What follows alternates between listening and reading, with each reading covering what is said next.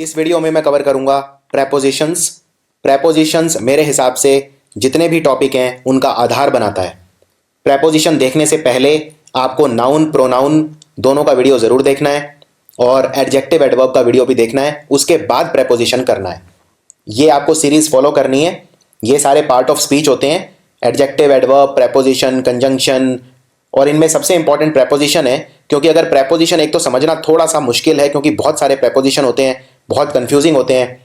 ये वीडियो बहुत बड़ा होगा, इसमें मैंने एग्जाम्स के भी बहुत सारे जो क्वेश्चन हैं जो बहुत ज़्यादा एग्जाम में आते हैं वो सारे कवर कर लिए हैं। इनफैक्ट पिछले 10 सालों के अंदर प्रेपोजिशन के सबसे अच्छे जो क्वेश्चन है वो सारे मैंने प्रैक्टिस करवाए हैं इस वीडियो के अंदर। सो स्टार्ट करते हैं प्रेपोजिशन। सबसे पहले देखते हैं प्रेपोजिशन होता क्या है। प्रेपोजिशन होते हैं रिलेशनशिप वर्ड्स। रिलेशनशिप मतलब रिश्तेदारी। ये शब्द रिश्तेदारी बताते हैं। किसके बीच में रिश्तेदारी बताते हैं ये जानना जरूरी है। प्रेपोजिशन किसी नाउन और प्रोनाउन की रिलेशनशिप बताते हैं सेंटेंस के किसी दूसरे हिस्से के साथ, और जिस नाउन और प्रोनाउन के पहले प्रेपोजिशन लगते हैं उसे बोलते हैं ऑब्जेक्ट ऑफ द प्रेपोजिशन। उदाहरण के साथ समझाऊंगा इसमें मैं हर चीज प्रेपोजिशन के अंदर, क्योंकि ये सारा एकदम प्रैक्टिकल बिल्कुल इंग्लिश है। The book is on the table, किताब टेबल के ऊपर रखी है। अब इसमें दो वस्तुएं हैं, पहली तो है किताब और दूसरी है टेबल। इसमें प्रेपोजिशन क्या है? ऑन, क्योंकि ऑन शब्द ये बता रहा है कि बुक और टेबल के बीच में रिश्ता क्या है, बुक और टेबल के बीच में रिलेशनशिप क्या है। बुक कहां पे रखी है? टेबल के ऊपर, नीचे, यानी बुक और टेबल के बीच में एक रिश्ता है और वो रिश्ता बता रहा है ऑन। इसीलिए प्रेपोजिशन को बोलते हैं रिलेशनशिप वर्ड्स। अब सवाल ये है, इसमें ज्यादा इंपॉर्टेंट मेरे लिए क्या है, बुक या टेबल, या दोनों इक्वली इंपॉर्टेंट है? देखिए, प्रेपोजिशन शब्द पे ध्यान दीजिए। प्रीपोजिशन, अगर मैं मान लीजिए लिखता हूं प्रेपोजिशन, तो मैंने ये शब्द बीच में से तोड़ दिया। प्री का मतलब होता है पहले और पोजीशन का मतलब होता है किसी चीज को रखना या प्लेस करना।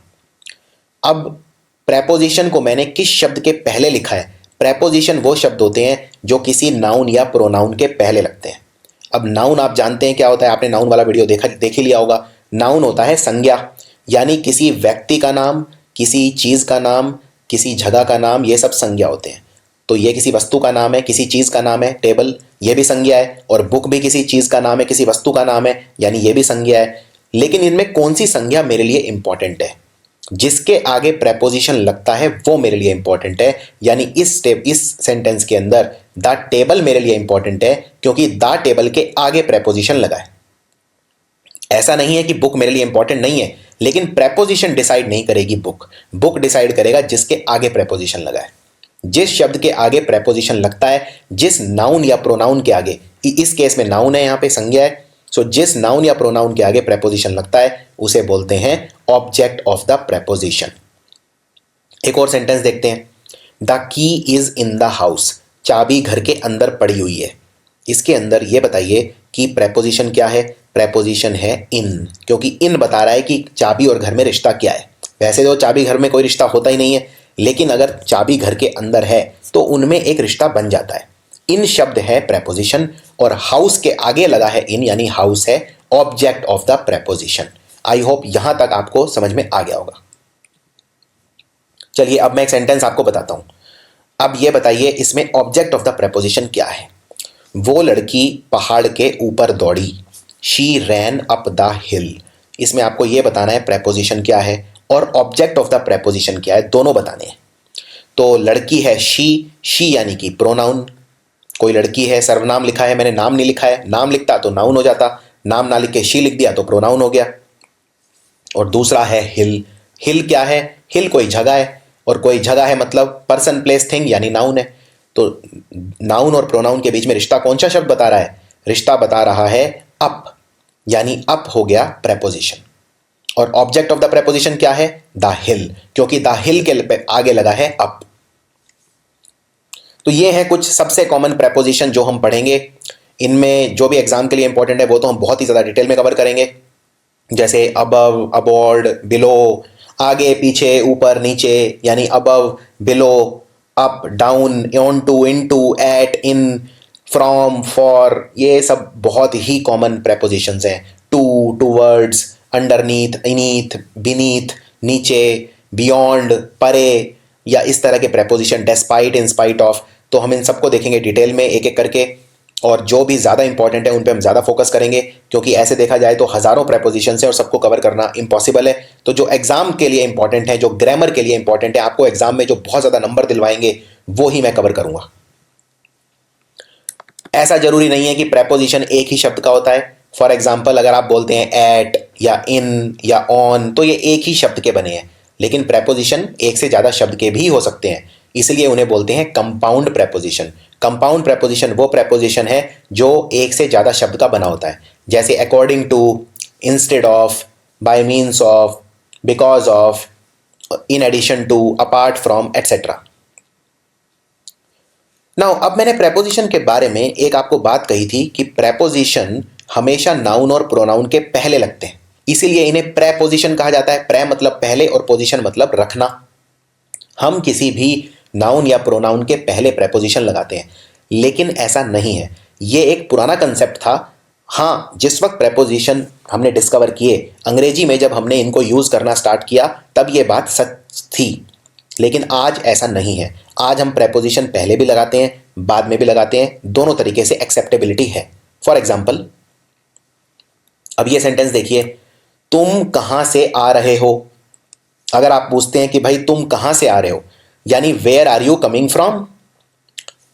अब where are you coming from में जो रिश्ता है वो दो चीजों के बीच में है, एक तुम्हारे बीच में और एक तुम जहां से आ रहे हो उसके बीच में।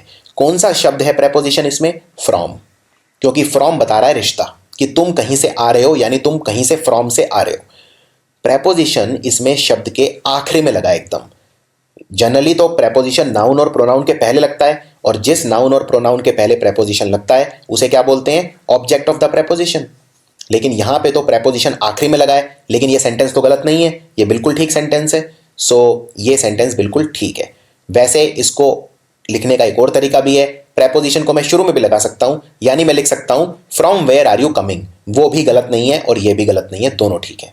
इसी तरह से अगर मैं बोलता हूं तुम किस बारे में बात कर रहे हो, यानी what are you talking about, इसमें प्रेपोजिशन है अबाउट, लेकिन आखिर में लगा है, तो ये सेंटेंस भी गलत नहीं है। मैं इसको ऐसे भी लिख सकता हूं, about what are you talking, आप किस बारे में बात कर रहे हैं, ये भी ठीक है और ये भी ठीक है। प्रेपोजिशन के, एक ही प्रेपोजिशन के कई मीनिंग हो सकते हैं, इसलिए ये बहुत कंफ्यूजिंग हो जाते हैं कई बार।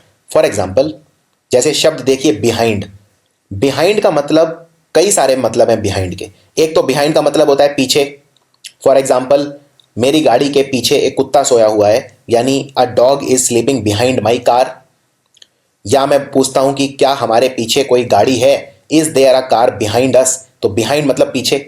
लेकिन बिहाइंड का मतलब होता है जिम्मेवार होना। फॉर एग्जाम्पल, कंपनी की सक्सेस के पीछे वो है। अब यहां पे पीछे का मतलब ऐसा नहीं है कि कोई किसी के पीछे खड़ा है, कंपनी की सक्सेस में सबसे बड़ा हाथ उसका है, यानी कंपनी की सक्सेस के पीछे उसका हाथ है, तो पीछे मतलब जिम्मेवार होना। या मैं ये भी बोल सकता हूं, मेरा दोस्त जिंदगी में सक्सेस के अंदर मेरे से पीछे है, यानी वो मेरे जितना सक्सेसफुल नहीं है, यानी मेरे पीछे है। पीछे है मतलब मेरे से कम सक्सेसफुल है। तो एक ही प्रेपोजिशन के कई मीनिंग निकल सकते हैं, आपको सही कंटेक्स्ट में, सही फ्रेम में उसको रखना है और फिर उसका मतलब जानने की कोशिश करनी है। तो सबसे पहले देखते हैं सबसे इंपॉर्टेंट प्रेपोजिशन जो एग्जाम में सबसे ज्यादा आते हैं, जिनको बोलते हैं एट, ऑन और इन। अब देखते हैं, मैं आपको एक बड़े ही यूनिक तरीके से इनके यूजेस बताता चलूंगा, जिससे आपको क्लैरिटी बन जाएगी, और साइड बाय साइड एक दिमाग में आप पिक्चर बना सकते हैं। सबसे पहले देखते हैं इन कहाँ यूज करते हैं।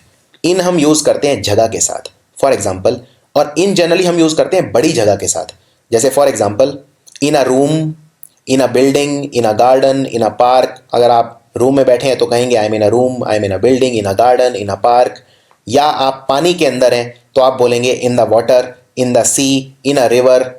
अगर आप किसी लाइन में खड़े हैं, ये बहुत इंपॉर्टेंट है, तो आप बोलेंगे इन अ रो, इन अ लाइन या इन अ क्यू। क्यू का मतलब भी होता है लाइन। अगर आप किसी छोटी जगह पे खड़े हैं फॉर एग्जाम्पल, अब इसको ध्यान से समझिए इस कंसेप्ट को। मान लीजिए आप इस शहर के अंदर हैं और ये शहर है दिल्ली। दिल्ली के अंदर हैं तो आप बोलेंगे आई एम इन दिल्ली, क्योंकि दिल्ली एक बड़ी जगह है। लेकिन दिल्ली में अगर आप किसी खास जगह पे खड़े हैं, मान लीजिए आप दिल्ली एयरपोर्ट पे खड़े हैं, तब आप इन को एट में कन्वर्ट कर देंगे। तो आप ये नहीं बोलेंगे I am in Delhi airport, I am बोलेंगे I am at Delhi airport. इसी तरह से अगर आप किसी खास जगह पे खड़े हैं, फॉर एग्जाम्पल अगर आप बस स्टॉप पे खड़े हैं, बस पकड़ रहे हैं, तो आप बोलेंगे I am at the bus stop. अगर आप दरवाजे पे खड़े हैं, I am at the door. ये बहुत इंपॉर्टेंट है, I am at the door. कई लोग बोलते हैं मैं दरवाजे पे खड़ा हूं, I am on the door, please open the door. वो गलत है, I am on the door नहीं, I am at the door. इसी तरह अगर आप सिनेमा में खड़े हैं तो आप बोलेंगे I am at the cinema. यहां पे सिनेमा का मतलब है पिक्चर हॉल, जहां पे आप पिक्चर देखते हैं, क्योंकि वो भी एक छोटी जगह है, एक खास जगह है। तो बहुत बड़ी जगह होगी तो आप यूज करेंगे इन, जैसे कोई शहर, कोई गांव, कोई देश। फॉर एग्जाम्पल अगर आप भारत में रहते हैं तो आप बोलेंगे आई लिव इन इंडिया। तो I live in Delhi, Delhi भी बहुत बड़ी जगह है। कोई गांव में रहते हैं तो आप बोलेंगे आई लिव इन मुरादाबाद। मान लीजिए कोई शहर है, आई लिव इन मुरादाबाद। या किसी गांव में रहते हैं, आई लिव इन फरुखापुर। लेकिन अगर आप मान लीजिए बस स्टैंड पे खड़े हैं, बस स्टॉप पे खड़े हैं, सिनेमा में खड़े हैं, तो आप बोलेंगे आई एम एट। तो एट भी प्लेसेस के लिए यूज होता है, इन भी प्लेसेस के लिए यूज होता है, लेकिन इन बड़ी प्लेसेस के लिए यूज होता है। एक बात और, अगर आप मान लीजिए गली के कोने पे खड़े हैं तो आप हमेशा बोलेंगे I am at the end of the street.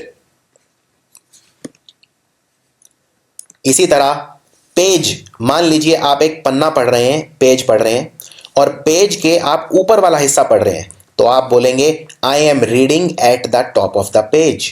इसी तरह अगर आप किसी पेज का नीचे वाला हिस्सा पढ़ रहे हैं तो आप बोलेंगे I am reading at the bottom of the page. So हमेशा यूज करते हैं at the top of the page, at the bottom of the page. इसी तरह मान लीजिए अगर आप किसी क्लास में बैठे हैं और आप क्लास के आगे वाले हिस्से में बैठे हैं तो आप बोलेंगे I am sitting at the front of the class. इसमें प्रेपोजिशन एट आता है। कभी भी आप ये नहीं बोल सकते I am sitting in the front of the class या I am sitting on the front of the class. आप बोलेंगे I am sitting at the front of the class. इसी तरह अगर आप क्लास में पीछे जाके बैठते हैं, जनरली जो शैतान बच्चे होते हैं वो पीछे बैठते हैं क्लास में, सो आप बोलेंगे I am sitting at the back of the class. आगे देखते हैं ऑन। ऑन कहां यूज करते हैं? ऑन हम यूज करते हैं सरफेस के लिए।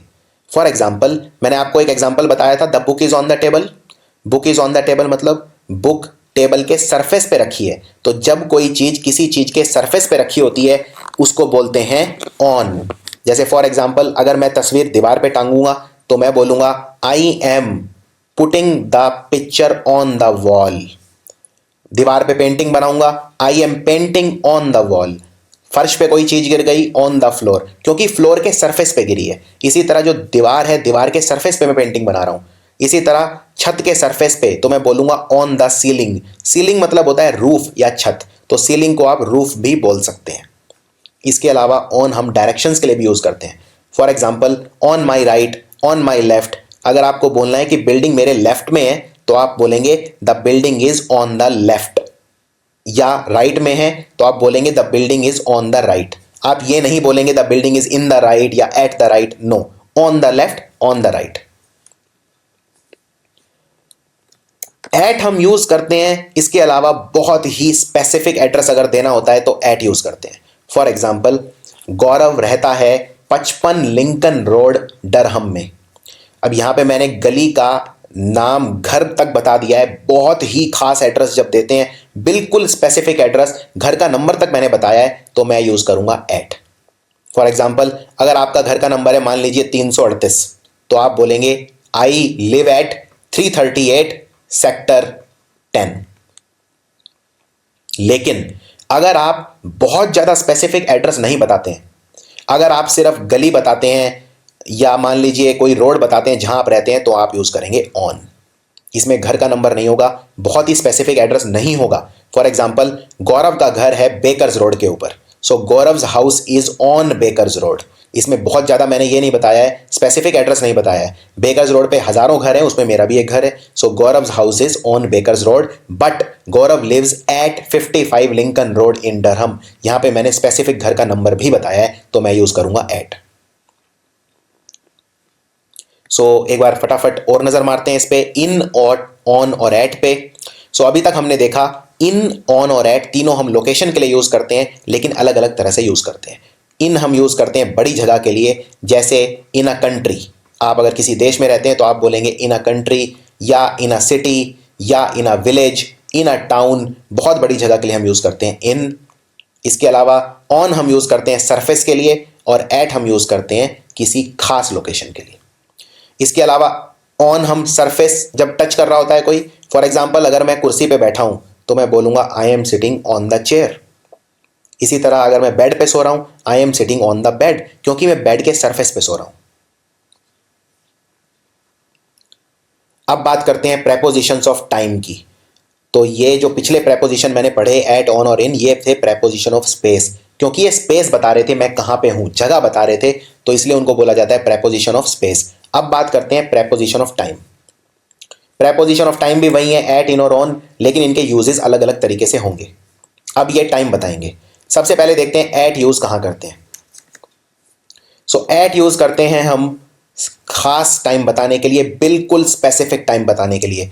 मान लो अगर मैं बोलता हूं कि मैं तुमसे आज 5 बजे मिलूंगा, so I will meet you at 5 o'clock। मैं तुमसे 2:30 बजे मिलूंगा, I will meet you at 3:30। 3:30 बजे मिलूंगा एट 3:30।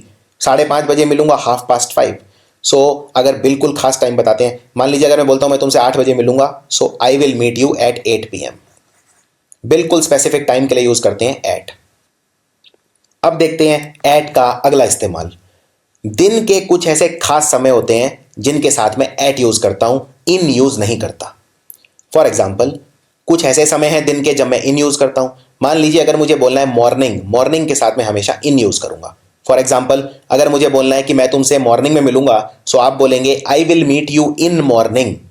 लेकिन अगर आपको बोलना है कि मैं तुमसे रात में मिलूंगा, आप बोलेंगे at night, I will meet you at night. In night कुछ नहीं होता है। इसी तरह at noon, at midnight, at the weekend, मैं तुमसे वीकेंड पे मिलूंगा, I will meet you at the weekend.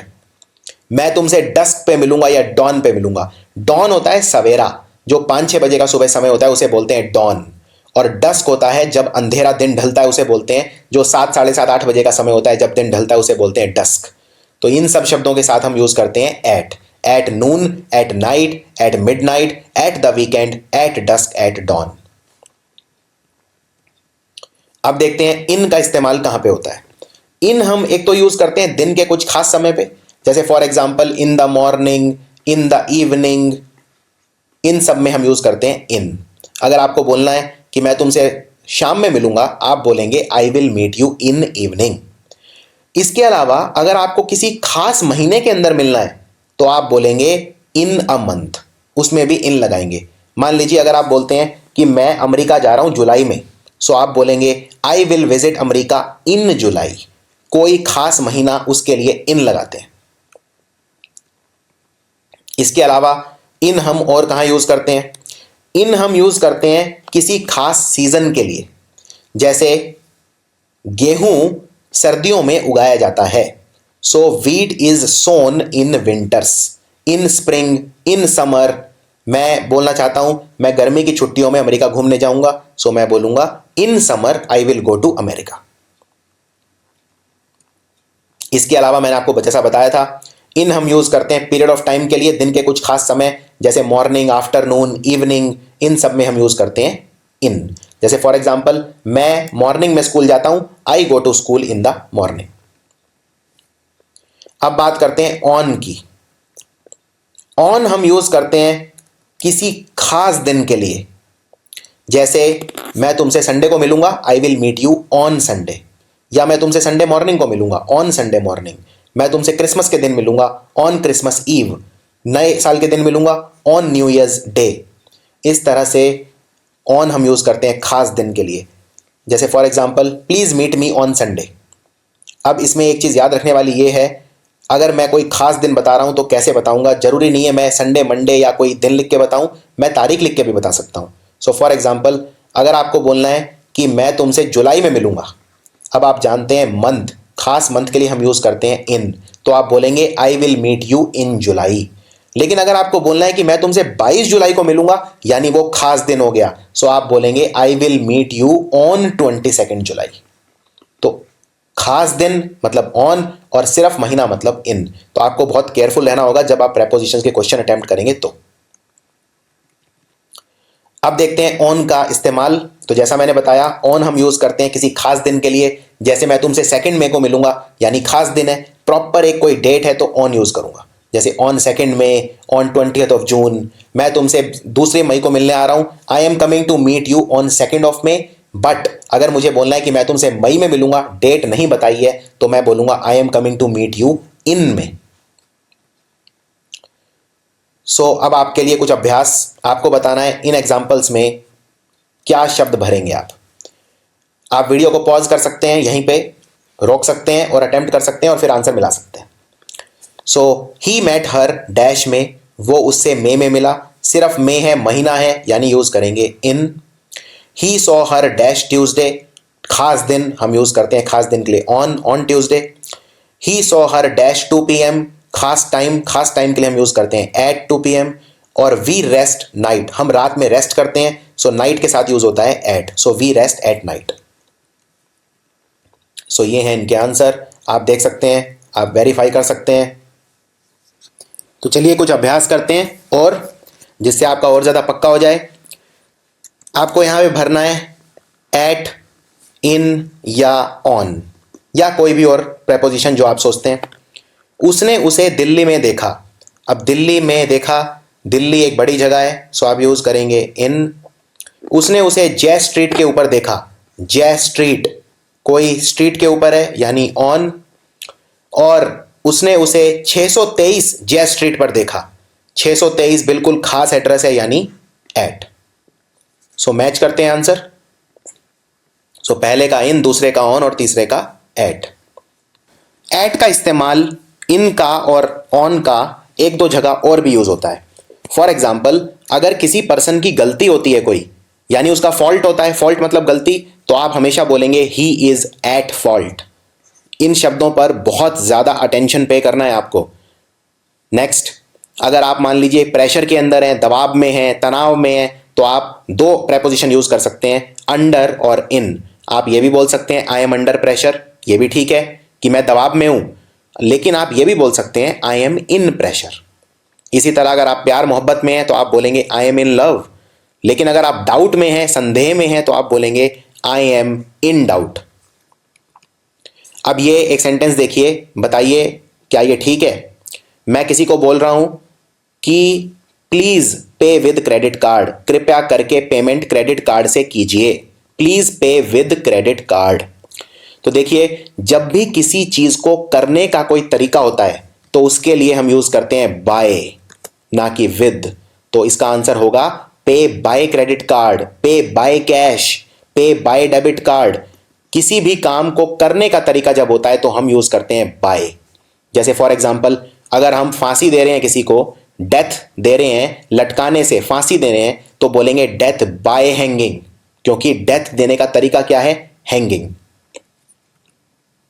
इसी तरह अगर कोई कारण है और उसका कोई रीजन है तो हम यूज करेंगे फॉर एग्जाम्पल, आगरा किस लिए फेमस है? आगरा के फेमस होने का कारण है ताजमहल। कारण दिखाने के लिए हम यूज करते हैं फॉर, तो Agra is famous for Taj Mahal. मान लीजिए अगर आप बोलना चाहते हैं कि मेरे पिताजी ईमानदार होने के लिए फेमस हैं, ईमानदारी के लिए फेमस हैं, सो आप बोलेंगे my dad is famous for his honesty. कोई भी चीज हमेशा फेमस होती है फॉर समथिंग। इसी तरह से फ्रॉम का इस्तेमाल करते हैं हम अगर दिखाना होता है कि हम किसी चीज से सफर कर रहे हैं। For example, I am suffering from fever, उसके लिए फ्रॉम यूज करते हैं। अगर कोई कारण नेगेटिव होता है तो हम यूज करते हैं फ्रॉम, और अगर कोई पॉजिटिव होता है तो हम यूज करते हैं फॉर एग्जाम्पल, आगरा ताजमहल के लिए फेमस है, ये पॉजिटिव चीज है, यानी फॉर। लेकिन अगर कारण नेगेटिव है तो फ्रॉम। इसी तरह से एक और इंपॉर्टेंट चीज, अगर हम कोई इमोशनल रेस्पॉन्स देते हैं, फॉर एग्जाम्पल अगर हम किसी चीज से बहुत ज्यादा सरप्राइज होते हैं या अमेज होते हैं, एस्टॉनिश्ड मतलब भी होता है आश्चर्यचकित हो जाना या शॉक हो जाना, इतने ज्यादा एकदम से शॉक हो जाना, एकदम से सरप्राइज हो जाना, तो हम उसके साथ यूज करते हैं एट या बाय दोनों। फॉर एग्जाम्पल, मैं तुम्हारी ताकत देखकर हैरान रह गया, आप बोलेंगे I was amazed at his stamina. इसी तरह से मैं तुम्हारा परफॉर्मेंस देखकर हैरान हो गया, सरप्राइज हो गया, या वो मेरा परफॉर्मेंस देखकर सरप्राइज हो गई, she was surprised bye my performance. यहां पे आप बाय की बजाय एट भी लगा सकते हैं, सरप्राइज के साथ दोनों शब्द चलते हैं, बाय भी और एट भी। इसी तरह से अमेज्ड के साथ, एस्टोनिश्ड के साथ, शॉक्ड के साथ, सरप्राइज के साथ दोनों शब्द चलेंगे। इसमें एक बहुत कॉमन गलती बताता हूं, एग्जामिनर क्या करता है, यहां पे बाय हटा के कर देगा विद, और आपको लगेगा कोई गलती नहीं है इसके अंदर। फॉर एग्जाम्पल, इस सेंटेंस को पढ़िए, she was surprised with my performance, वो मेरे परफॉर्मेंस से बहुत सरप्राइज हुई। अब इसमें गलती क्या करते हैं बच्चे, विद का मतलब होता है हिंदी में से, तो वो सोचते हैं वो मेरे परफॉर्मेंस से सरप्राइज हुई, यानी विद आना चाहिए, यानी ये ठीक है। इस तरह से आप कभी भी इंग्लिश के शब्द हिंदी में अपनी कोई मदर टंग में, मातृभाषा में कन्वर्ट करके नहीं देखेंगे, क्वेश्चन हमेशा गलत हो जाएगा। मैं इसका और उदाहरण देता हूं, इन का मतलब होता है अंदर, इन साइड का मतलब भी होता है अंदर, इनटू का मतलब भी होता है अंदर। इस तरह के कई शब्द होते हैं जिनका मतलब अंदर होता है। सो कहने का मतलब आप कोई भी लगा सकते हैं, हिंदी में तो फर्क नहीं पड़ेगा, लेकिन इंग्लिश में फर्क पड़ता है। इंग्लिश में हर शब्द का एक खास यूज है जिसके लिए वो यूज किया जाता है, और उसके अलावा आप उसे यूज नहीं कर सकते। तो यहां पर आप विद नहीं लगा सकते, क्योंकि सरप्राइज के साथ हमेशा या तो लगता है एट या लगता है बाय। कुछ ऐसे शब्द भी हैं जिनमें प्रेपोजिशन की जरूरत ही नहीं पड़ती, लेकिन फिर भी लोग लगा देते हैं। जैसे for example, down stairs, down town, inside, outside, upstairs. For example, अगर आपको बोलना है कि मैं सीढ़ियों से नीचे जा रहा हूं, मान लीजिए आप किसी बिल्डिंग की दूसरी मंजिल पे खड़े हैं और आप बोलते हैं कि मैं पहली मंजिल पे जा रहा हूं, आप बोलेंगे I am going downstairs. इसमें आपको यह नहीं बोलना I am going to downstairs, नहीं, टू नहीं आएगा, कोई प्रेपोजिशन की जरूरत नहीं है, सिंपल बोलिए I am going down stairs. इसी तरह से अगर आप किसी को बोल रहे हैं कृपया करके बाहर चले जाइए, प्लीज गो आउटसाइड, आप ये नहीं बोलेंगे please go to outside, no, preposition की जरूरत नहीं है। तो इनसाइड, आउटसाइड, अपस्टेयर, डाउनस्टेयर, इन शब्द के साथ प्रेपोजिशन की जरूरत नहीं आती। फॉर एग्जाम्पल, अगर कोई गेट पे खड़ा है और आपको बोलना है कमरे के अंदर आ जाइए, आप बोलिए सिंपल कम इनसाइड। अब देखते हैं एक और बहुत इंपॉर्टेंट प्रेपोजिशन जो है ओवर। ओवर का मतलब क्या होता है? देखिए, ओवर के कई मीनिंग है। ओवर का सबसे पहला यूज होता है मूवमेंट दिखाने के लिए। जब कोई चीज एक जगह से दूसरी जगह पे हिलती है या जाती है तो मैं ओवर यूज करता हूं। फॉर एग्जाम्पल, अगर मुझे अपने दोस्त को कहना है मेरे घर आ जाओ, यानी मेरा दोस्त यहां पे खड़ा है और यहां पे मेरा घर है, यानी वो हिल के आएगा, एक जगह से दूसरी जगह में उसकी पोजीशन के अंदर चेंज आएगा, तो मैं यूज करूंगा ओवर। मैं कहूंगा come over to my house. इसी तरह से अगर मान लो किसी ने मुझे गिफ्ट भेजा तो मैं बोलूंगा they sent over a gift. Sent over मतलब गिफ्ट इस पोजीशन पे था, यहां से मेरे पास आ गया, यानी मूवमेंट हुई, उसकी पोजीशन चेंज हुई, एक पॉइंट से दूसरे पॉइंट तक, उसको दिखाने के लिए मैं ओवर का इस्तेमाल करता हूं। ऐसा नहीं है मुझे ओवर का इस्तेमाल करना ही करना है, मैं इसमें ओवर ना भी लगाऊं तो फर्क नहीं पड़ेगा, लेकिन ओवर लगा दे तो ज्यादा अच्छा रहता है। फॉर एग्जाम्पल, ये सेंटेंस देखो, come over to my house, इसमें मैं सिंपल बोल सकता हूं come to my house, over लगाने की जरूरत नहीं है, लेकिन ओवर लगा के मैं ये दिखा रहा हूं कि वो पर्सन किसी दूसरे स्थान से मेरे स्थान तक आ रहा है, तो क्लैरिटी ज्यादा बढ़ जाती है इसमें। एक ओवर का इस्तेमाल बहुत खास और है, और ये एग्जाम में अक्सर आता है। देखिए, मैंने आपको एक शब्द बताया था ऑन, और ऑन कहां यूज करते हैं? जब कोई चीज सरफेस पे होती है। मान लो ये कुर्सी है और ये कुर्सी के ऊपर एक गिलास रखा है, तो मैं क्या बोलूंगा? The glass is on the table, क्योंकि टेबल के सरफेस पे रखा हुआ है। लेकिन सरफेस से अगर ऊपर हो तो क्या बोले? जब थोड़ा सा ऊपर। फॉर एग्जाम्पल, मान लो ये मेरा घर है और मेरे घर के ऊपर से ये कोई पक्षी उड़ रहे हैं, तो मैं क्या बोलूंगा? सरफेस पे तो नहीं उड़ रहे, डिस्टेंस है, तो मैं बोलूंगा a bird flu over my house. जब चीजें टच नहीं होती, फिजिकल कांटेक्ट नहीं होता, तो मैं ओवर का इस्तेमाल करता हूं, यानी चीजों में जब डिस्टेंस होता है तो मैं ओवर का इस्तेमाल करता हूं। इसी तरह से मान लो कोई नदी के ऊपर पुल है, तो आप क्या बोलेंगे? क्या यह सेंटेंस ठीक है? इस सेंटेंस को ध्यान से देखिए, the bridge is on the river Ganges, Ganga नदी के ऊपर एक ब्रिज है। सो मान लो ये कोई नदी है और ये नदी के ऊपर पुल है, क्या ये नदी का जो पानी का सरफेस है उसके ऊपर पुल है या नदी के थोड़ा सा ऊपर की तरफ पुल है? आप जानते हैं जो पुल होता है वो नदी के काफी ऊपर होता है, वो पानी के ऊपर नहीं होता, पानी की सतह पे नहीं होता। इसलिए मैं ऑन का इस्तेमाल नहीं करूंगा, क्योंकि ऑन का इस्तेमाल मैं करता हूं सरफेस के लिए। तो मैं बोलूंगा the bridge is over the river Ganges, ये राइट आंसर है। इसी तरह से मान लो कोई बच्चा सो रहा है और मैं बोलता हूं बच्चे के ऊपर चद्दर उड़ा दो, तो मैं क्या बोलूंगा? Put the blanket over the child, क्योंकि बच्चे के ऐसा नहीं है कि पूरी के पूरे जितना भी बच्चे का स्किन है, त्वचा है, उसके ऊपर चद्दर टच करेगी। चद्दर बच्चे को कहीं कहीं टच करेगी, उसके ऊपर रहेगी थोड़ा सा, यानी ओवर रहेगी। सो आंसर है ओवर। इसमें बहुत कॉमन गलती करते हैं बच्चे, put the blanket on the child लगा देते हैं, ऑन नहीं आएगा, ओवर आएगा। इसके अलावा ओवर का इस्तेमाल हम और भी जगह करते हैं। जैसे फॉर एग्जाम्पल, अगर आपकी आशाओं से ज्यादा कोई चीज है तो आप वो दिखाने के लिए ओवर यूज करते हैं। फॉर एग्जाम्पल, अगर मान लो आप एक साड़ी खरीदने गए और साड़ी 100 रुपए की सोच के गए कि 100 रुपए की साड़ी है, दुकानदार ने आपको बोला साड़ी 250 रुपए की है, यानी कि साड़ी का जो अमाउंट था that was over your expectations, आपकी एक्सपेक्टेशन से ज्यादा था। आप यहां पे अबव भी बोल सकते हैं कि the price was above my expectation या ओवर माई एक्सपेक्टेशन, या मैंने जितना प्राइस प्रिडिक्ट किया था कि इतना होगा उससे ज्यादा था, so the amount was over my prediction. इसी तरह से मान लीजिए अगर आप बोलते हैं कि जो 12 साल से उम्र के ज्यादा बच्चे हैं वो ये पिक्चर देख सकते हैं, तो आप बोलेंगे kids 12 and over can watch this movie.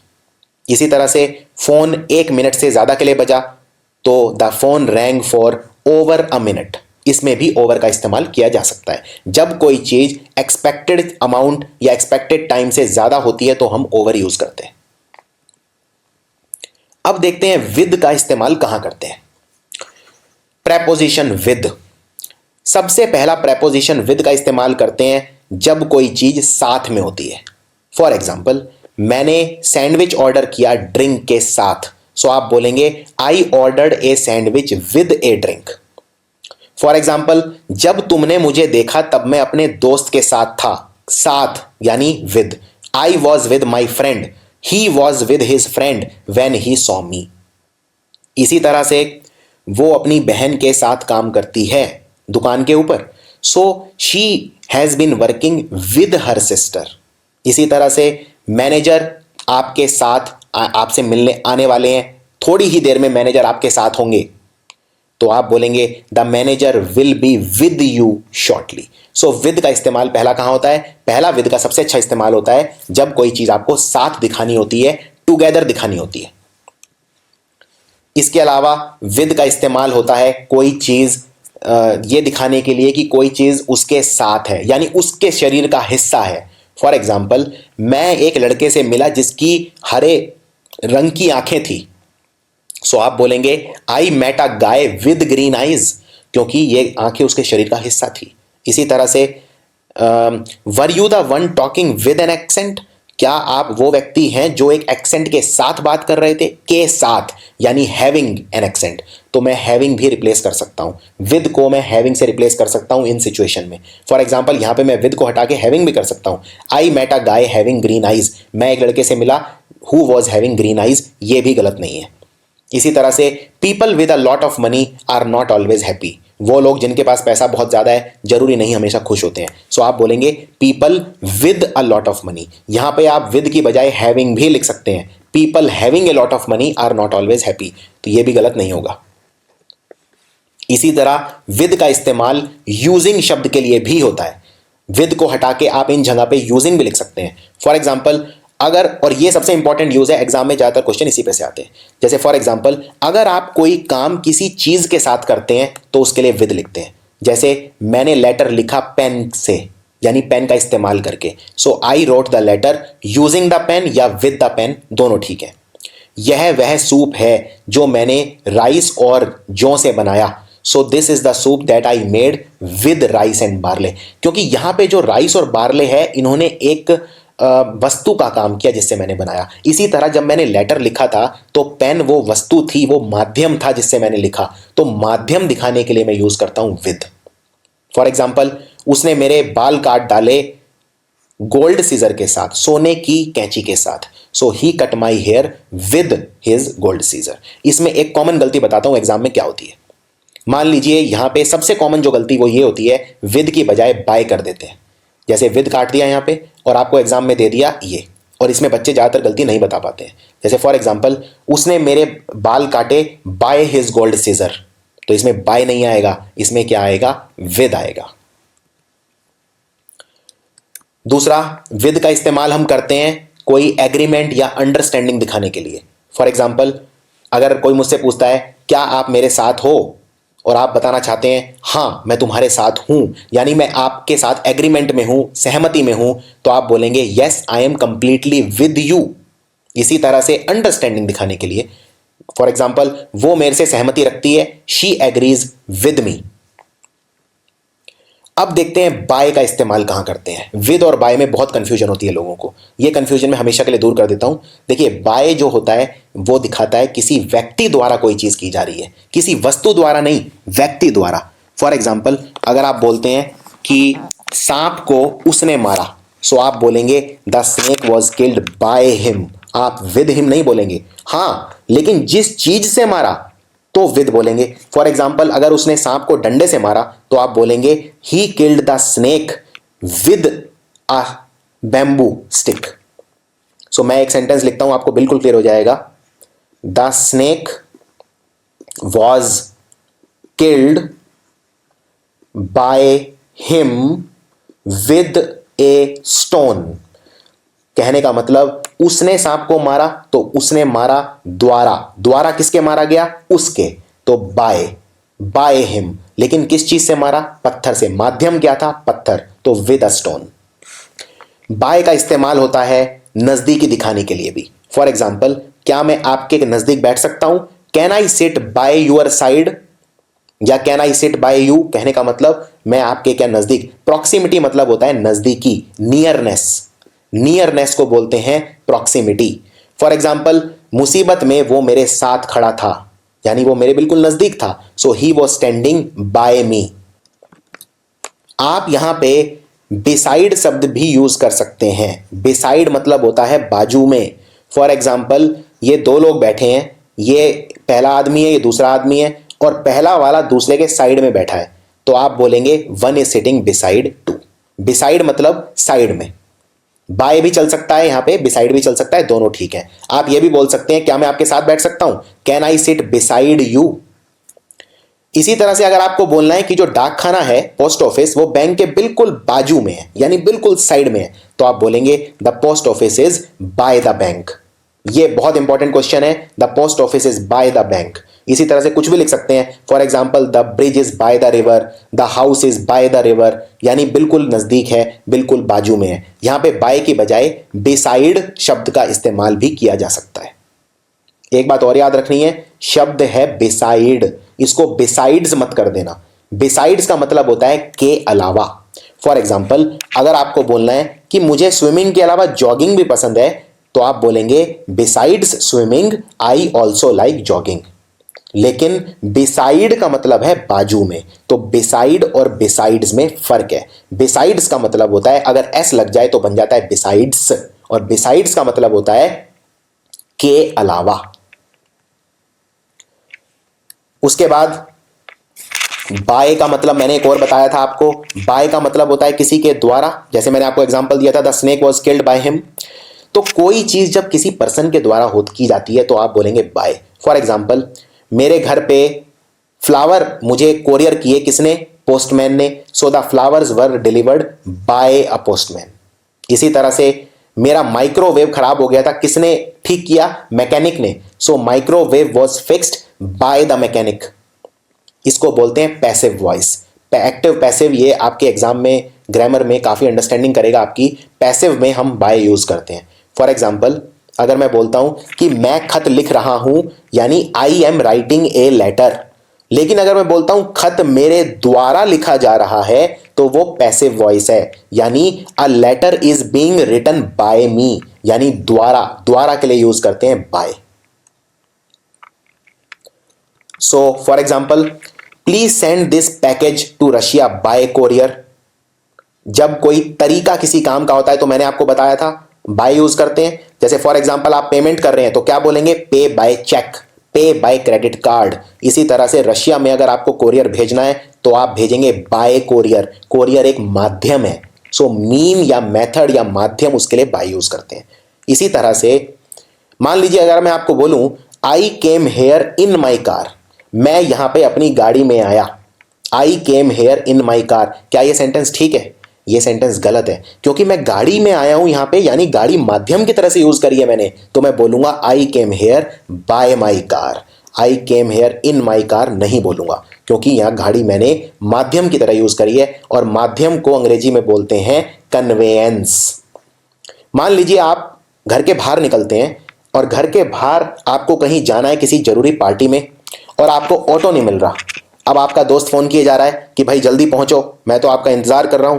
आप क्या बोलेंगे? आप बोलेंगे मेरे को कन्वेंस नहीं मिल रहा, यानी मुझे आने का माध्यम या साधन नहीं मिल रहा।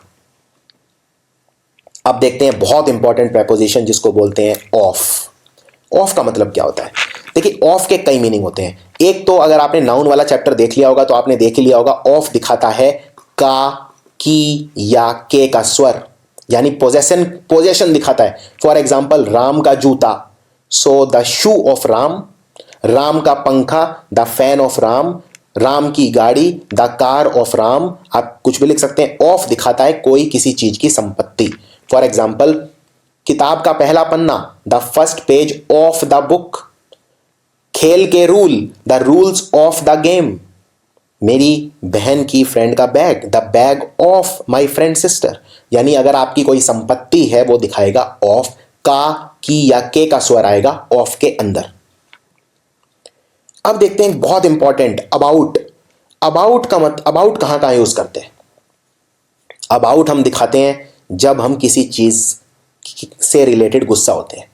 फॉर एग्जाम्पल मेरा शेयर मार्केट में बहुत नुकसान हो गया और मैं इस चीज को लेके बहुत गुस्सा हूं, तो आप बोलेंगे I am angry about something. आप किसी चीज को लेकर गुस्सा होते हैं, so you are angry about something. आप अगर किसी चीज को लेके गुस्सा, अनॉय, एंग्री को अनॉय भी बोलते हैं या फ्यूरियस भी बोलते हैं, तो आप बोलेंगे अबाउट समथिंग। फॉर एग्जाम्पल समाज में करप्शन फैला हुआ है, भ्रष्टाचार फैला हुआ है, मैं उसको लेके बहुत गुस्सा हूं, so I am angry about corruption.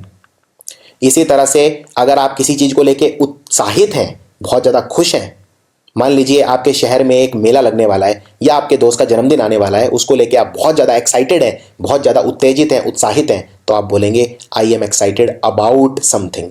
So I am excited about my friends birthday, I am excited about India Pakistan cricket match, I am excited about my holidays. इसी तरह अगर आप किसी चीज को लेके उदास हैं तो आप बोलेंगे I am worried about something. For example मैं अपने एग्जामिनेशन के रिजल्ट को लेके दुखी हूं, I am worried about my examination result. So about हम यूज करते हैं किसी चीज में गुस्सा, किसी चीज से रिलेटेड एक्साइटमेंट या अपसेट दिखाने के लिए। और ये आपको बहुत ही अच्छे से इसमें फर्क करना आना चाहिए, क्योंकि आगे आगे मैं कुछ ऐसे प्रेपोजिशन बताऊंगा जो इन्हीं कंडीशंस में यूज करते हैं, लेकिन उनका यूज थोड़ा सा अलग होता है। अब देखते हैं एट का इस्तेमाल कहां करते हैं। एट का इस्तेमाल हम करते हैं अगर आप किसी चीज में बहुत अच्छे हैं। एक बहुत कॉमन गलती बताता हूं, एक सेंटेंस है I am good in cricket. मान लीजिए आप क्रिकेट खेलने में अच्छे हैं, तो क्या आप ये बोल सकते हैं I am good in cricket? नहीं बोल सकते। आप बोलेंगे I am good eight cricket. जब आप किसी चीज में बहुत अच्छे होते हैं, अच्छे, बहुत अच्छे या ब्रिलियंट होते हैं, तो आप यूज करेंगे at. For example they are excellent at planning fun parties. वो लोग पार्टी ऑर्गेनाइज करने में बहुत अच्छे हैं। They are excellent at planning fun parties. I am good at chess. मैं शतरंज खेलने में बहुत अच्छा हूं, I am good at chess. ये एक बहुत कॉमन गलती है। और इसका उल्टा कर दीजिए, मान लीजिए आप किसी चीज में बहुत बेकार हैं तो भी एट लगाएंगे। फॉर एग्जाम्पल अगर आपको बोलना है मैं चेस बहुत गंदा खेलता हूं, I am bad at chess.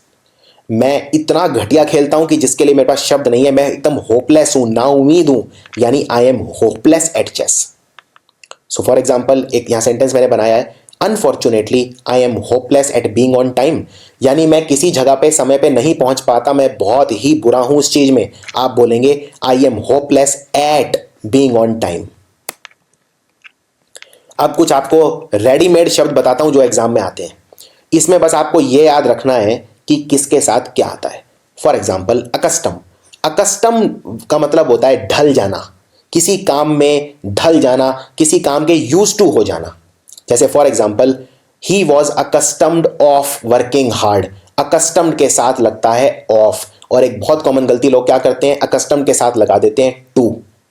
For example अगर मान लीजिए आपको बोलना है कि आप रोज 15 घंटे काम कर सकते हो, आपका शरीर इस बात की परमिशन देता है कि आप 15 घंटे रोज काम कर सकते हो, तो आप बोलेंगे I am use to working 15 hours daily. लेकिन अगर आप ये बताने के लिए अकस्टम्ड का इस्तेमाल करते हैं तो आप बोलेंगे I M accustomed of working 15 hours daily. Accustomed के साथ लगाएंगे ऑफ और यूज्ड के साथ लगाएंगे टू। एक बहुत कॉमन गलती लोग करते हैं, अकस्टम्ड के साथ टू लगा देते हैं। दूसरा एक्यूज्ड, एक्यूज मतलब किसी पे इल्जाम लगाना, एक्यूज्ड के साथ मैं लगाऊंगा of. For example the man accused of stealing was sent to jail, यानी जिस व्यक्ति पर इल्जाम लगाया गया उसे जेल भेज दिया गया, एक्यूज्ड ऑफ। एक और बहुत कॉमन इसमें गलती करते हैं लोग, चार्ज्ड। कई बार लोग लिख देते हैं चार्ज्ड ऑफ। चार्ज्ड ऑफ का चार्ज मतलब अगर मैं किसी चीज पे चार्ज लगा रहा हूं यानी अगेन इल्जाम लगा रहा हूं, यानी एक्यूजेशन लगा रहा हूं, यानी उसे मैं एक्यूज कर रहा हूं। फर्क इतना है, चार्ज अगर मैं यूज करूंगा तो चार्ज के साथ ऑफ नहीं लगाऊंगा, चार्ज के साथ विद लगाऊंगा। सो इस सेंटेंस को आप ये भी बोल सकते हैं the man charged with stealing was sent to jail. Accused of या चार्ज्ड विद, दोनों का मतलब एक ही है। तो अलग अलग शब्द के साथ अलग अलग प्रेपोजिशन लगते हैं, ये आपको याद करने हैं और रिपीटेड अभ्यास करना है, तभी आप प्रेपोजिशंस में कॉन्फिडेंट हो पाएंगे। इसी तरह से एक्वेंट, एक्वेंट के साथ लगता है विद। एक्वेंट का मतलब क्या होता है, एक्वेंट का मतलब होता है जान पहचान। अगर आपकी किसी पर्सन से जान पहचान हो जाती है तो वो आपका बन जाता है एक्वेंटेंस। एक्वेंटेंस यानी जान पहचान का व्यक्ति। फॉर एग्जाम्पल अगर आप किसी शहर में जा रहे हैं, आप अपने दोस्त को फोन करके कहते हैं क्या आपका बंबई में कोई एक्वेंटेंस है जिसके यहां मैं 2-3 दिन बिता सकता हूं, यानी क्या आपका कोई जान पहचान का व्यक्ति है जिसके घर पे मैं 2-3 दिन रुक सकता हूं। एक्वेंटेंस मतलब आपका जान पहचान का व्यक्ति, और एक्वेंट करना मतलब किसी से यानी उससे जान पहचान बनाना। सो एक्वेंट के साथ शब्द लगता है हमेशा विद। चलिए अब ये बताइए ये इसमें क्या आएगा, ही वॉज एक्यूज्ड या चार्ज्ड विद मर्डर, उस पर मर्डर का इल्जाम लगा दिया गया, क्या आएगा, एक्यूज्ड आएगा कि चार्ज्ड आएगा। अब ये कैसे डिसाइड करें, क्योंकि दोनों का मतलब एक ही होता है, एक्यूज का मतलब भी होता है इल्जाम लगाना, चार्ज का मतलब भी होता है इल्जाम लगाना। लेकिन आपका क्लू क्या है, क्लू है विद। विद के साथ हमेशा चार्ज लगता है और एक्यूज के साथ हमेशा ऑफ लगता है, यानी अगर यहां पे विद के अलावा जगह ऑफ होता तो आंसर हो जाता एक्यूज्ड। इस तरह से fill in the blank solve करते हैं ग्रामर के अंदर। देखिए आपका जो पेपर होगा उसमें एक क्वेश्चन आते हैं fill in the blanks. Fill in the blanks की कोई अलग से प्रैक्टिस नहीं चाहिए, फिल इन द ब्लैंक सिर्फ ग्रामर ही होती है। अगर आपके ग्रामर अच्छी है तो फिल इन द ब्लैंक सिर्फ चुटकियों का खेल हो जाएगा, इसीलिए वीडियो को बहुत ध्यान से देखना है आपको। अगला प्रेपोजिशन है फॉर। फॉर हम यूज करते हैं जब हम कोई काम करते हैं किसी चीज के लिए। फॉर एग्जाम्पल अगर मुझे बोलना है कि चलिए वॉक के लिए चलते हैं तो आप बोलेंगे let's go for a walk. इसमें कई गलतियां लोग ये करते हैं, कई लिखते हैं let's go on a walk, walk पे चलते हैं, कई बोलते हैं let's go to a walk, ये सब गलत है। आप बोलेंगे let's go for a walk. अगर आपको बोलना है चलिए तैरने चलते हैं, आप बोलेंगे let's go for a swim. इसी तरह ड्रिंक के लिए चलते हैं, सो आप पूछेंगे किसी से would you like to come over for a drink. इसी तरह से breakfast, I had cornflakes for breakfast, यानी मैंने कॉर्नफ्लेक्स खाए ब्रेकफास्ट में, सो आप बोलेंगे I had cornflakes for breakfast. You always have something for breakfast, for lunch, for dinner. इसी तरह से for a drink, for a walk. For का एक इस्तेमाल और होता है प्रेपोजिशन ऑफ टाइम में, इसको बोलते हैं फॉर और सिंस। फॉर और सिंस काफी एक कंफ्यूजिंग रहता है स्टूडेंट्स के लिए, सो देखते हैं फॉर और सिंस में क्या फर्क है। दोनों ही दिखाते हैं टाइम, लेकिन किस तरह का टाइम उसमें फर्क आता है। फॉर हम यूज करते हैं समय जब हम नाप लेते हैं, मेजर कर लेते हैं, सेकंड्स में, मिनट्स में, घंटों में, दिनों में, महीनों में और सालों में, तब हम यूज करेंगे फॉर। फॉर एग्जाम्पल उसने 7 मिनट तक अपनी सांस रोक ली, तो आप बोलेंगे he held his breath for 7 minutes, क्योंकि मैंने मिनट काउंट कर लिए हैं। इसी तरह से वो यहां 7 साल तक रह चुकी है, सो 7 साल यानी फॉर।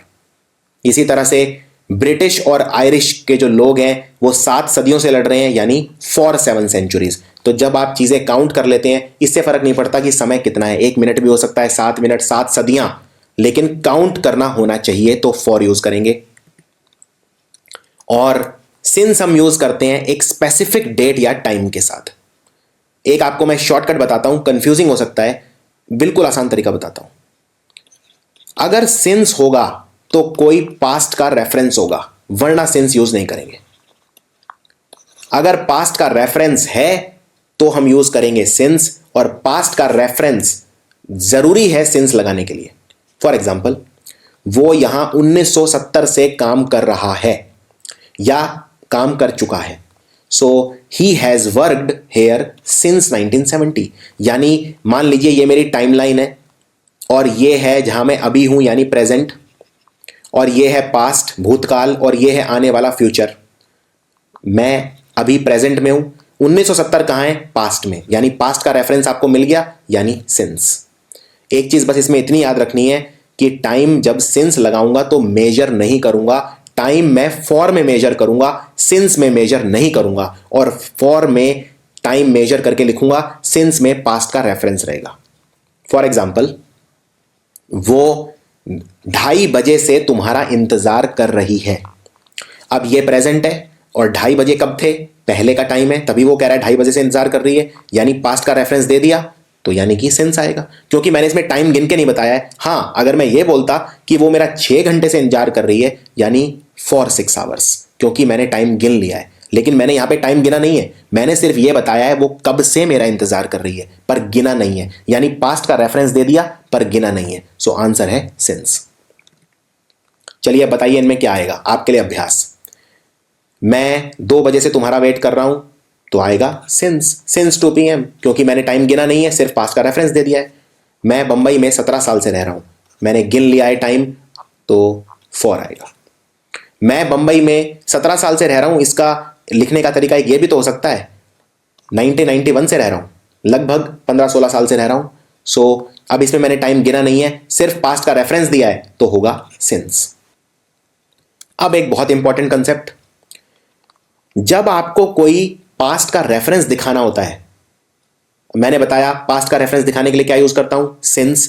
एक अंग्रेजी में शब्द होता है फ्रॉम, फ्रॉम भी पास्ट का रेफरेंस दिखाता है। फॉर एग्जाम्पल, आप दिल्ली में मान लीजिए अगर आप 1990 से रह रहे हैं, तो आप ये भी बोल सकते हैं कि मैं दिल्ली में सिंस 1990 रह रहा हूं, या आप ये भी बोल सकते हैं कि मैं दिल्ली में फ्रॉम 1990 रह रहा हूं, दोनों ठीक है। तो दोनों में फिर फर्क क्या है, यानी अब फॉर को भूल जाइए, सिंस और फॉर में डिफरेंस करना आसान है, लेकिन सिंस और फ्रॉम में डिफरेंस कैसे करें, तो इसके लिए एक बड़ा ही आसान शॉर्टकट बताता हूं। सिंस का इस्तेमाल तब होगा जब मैं परफेक्ट टेंस यूज करूंगा, और परफेक्ट टेंस क्या होता है, परफेक्ट टेंस होता है जिसमें हैज या हैव के साथ मैं third form of the verb लगाता हूं, उसे बोलते हैं परफेक्ट टेंस। फ्रॉम हमेशा नॉन परफेक्ट टेंस में यूज होता है, यानी ये देख लो कि टेंस किस तरह का है। फॉर एग्जाम्पल, ये वाला सेंटेंस देखो, ये एकदम गलत है। भारत 1932 से टेस्ट मैच खेल रहा है, क्या आप ये बोल सकते हैं India has been playing test cricket from 1992? नहीं, ये गलत है, क्योंकि ये एक परफेक्ट टेंस है। और मुझे कैसे पता ये परफेक्ट टेंस है, क्योंकि इसमें लग गया has plus third form of the verb. ये जो बीन है, ये एक वर्ब होती है बी, उसका थर्ड फॉर्म है, बी वॉज बीन, तो हैज के साथ थर्ड फॉर्म लग गया, यानी परफेक्ट टेंस है। और परफेक्ट टेंस में मैं यूज करूंगा सिंस, यानी यहां पे फ्रॉम नहीं लगेगा, यहां पे सिंस लगेगा। फ्रॉम कब लगेगा, आप ये बोल सकते हैं, आप परफेक्ट हटा दीजिए सेंटेंस में, आप सिंपल बोल दीजिए India is playing test cricket from 1932। Bharat 1932 से टेस्ट क्रिकेट खेल रहा है, India is playing test cricket from 1932, ये बिल्कुल ठीक है। नॉन परफेक्ट टेंस में फ्रॉम लगेगा, और परफेक्ट टेंस यानी कि हैज हैव के साथ जब third form of the verb लगता है तो उसमें सिंस लगेगा। अब कुछ और बने बनाए आपको रूल्स बताता हूं एग्जाम के लिए। अगर आप किसी चीज से डरते हैं तो उसके लिए या तो बोलिए फियर फ्रॉम, या बोलिए अफ्रेड ऑफ। अफ्रेड का मतलब भी होता है डर, और फियर का मतलब भी होता है डर। मान लीजिए अगर आपको कुत्तों से डर लगता है तो आप बोलेंगे आई फियर फ्रॉम डॉग्स, या फिर I am afraid of dogs. तो अफ्रेड के साथ ऑफ, फियर के साथ फ्रॉम। इसमें आपको एक चीज याद रखनी है, ये जो भी चीजें मैं आपको बता रहा हूं इसमें आपका सिर्फ प्रेपोजिशंस ही कवर नहीं हो रहा, आपका फ्रेजल वर्ब्स भी कवर हो रहा है, क्योंकि फ्रेजल वर्ब और प्रेपोजिशन से दोनों से मिलके बनते हैं, यानी पेयर से बनते हैं। और ये मैं आपको पेयर्स ही बता रहा हूं, यानी आपका 90% फ्रेजल वर्ब इसी में ही कवर हो रहा है। इसी तरह से एग्री के साथ लगता है टू। अगर आपको कोई आइडिया उसमें सहमति आपकी है, आप एग्री कर जाते हैं, तो you always agree to an idea. लेकिन एग्री के साथ विद लगाएंगे तो मतलब you agree with a person. मान लीजिए किसी ने आपको एक सजेशन दिया कि आप रोज 100 रुपीज सेव करिए, 100 रुपीज जोड़िए, तो आप बोलेंगे आई लाइक योर आइडिया, मुझे आपका आइडिया पसंद है, यानी मैं एग्री करता हूं, I agree to your idea. लेकिन अगर आप उसे बोलते हैं कि मैं तुमसे सहमत हूं, तो आप बोलेंगे आई एग्री विद यू, यानी you agree to an idea but you agree with a person. Person के साथ एग्री करना है तो विद, और किसी आइडिया के साथ एग्री करना है तो टू। इसी तरह से मान लो अगर आपको बोलना है कि मेरी टीचर मेरे से एग्री नहीं करती, तो आप बोलेंगे my teacher does not agree with me, या my teacher does not agree to my idea. Next, according के साथ हमेशा लगता है टू। और आपको एक चीज याद रखनी है, अंग्रेजी में कभी भी आप ये मत बोलना अकॉर्डिंग टू मी, ये मैंने नाउन में भी कवर किया है। वैसे अकॉर्डिंग टू मी कुछ नहीं होता। अगर आपको बोलना है मेरे हिसाब से, मेरे विचार में, तो आप बोलिए according to the terms and condition. According के साथ आप लगा सकते हैं शर्त के अनुसार, according to the terms and condition, according to the company, according to the rules of the school. लेकिन मेरे हिसाब से के लिए बोलेंगे इन माई ओपिनियन या इन माई व्यू।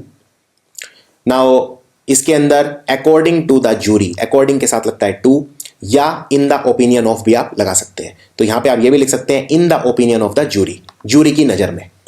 एडेप्टेड के साथ लगता है टू। फॉर एग्जाम्पल, आदमी नए एनवायरमेंट से बहुत जल्दी एडेप्ट हो जाता है, एडजस्ट हो जाता है। So man easily gets adapted to new environment. Along के साथ लगता है विद, मतलब साथ चलना। जैसे प्राइम मिनिस्टर अपने बाकी मंत्रियों के साथ संसद में गया, the prime minister walked into the parliament. इसको आप क्या बोलेंगे? Along with his ministers. Along with मतलब साथ साथ। नेक्स्ट, एसोसिएटेड के साथ लगता है विद। एसोसिएटेड मतलब जब आप किसी के साथ मिलकर काम करते हैं। मैं इस कंपनी से एसोसिएटेड हूं बहुत लंबे समय से, आप बोलेंगे I am associated with this company.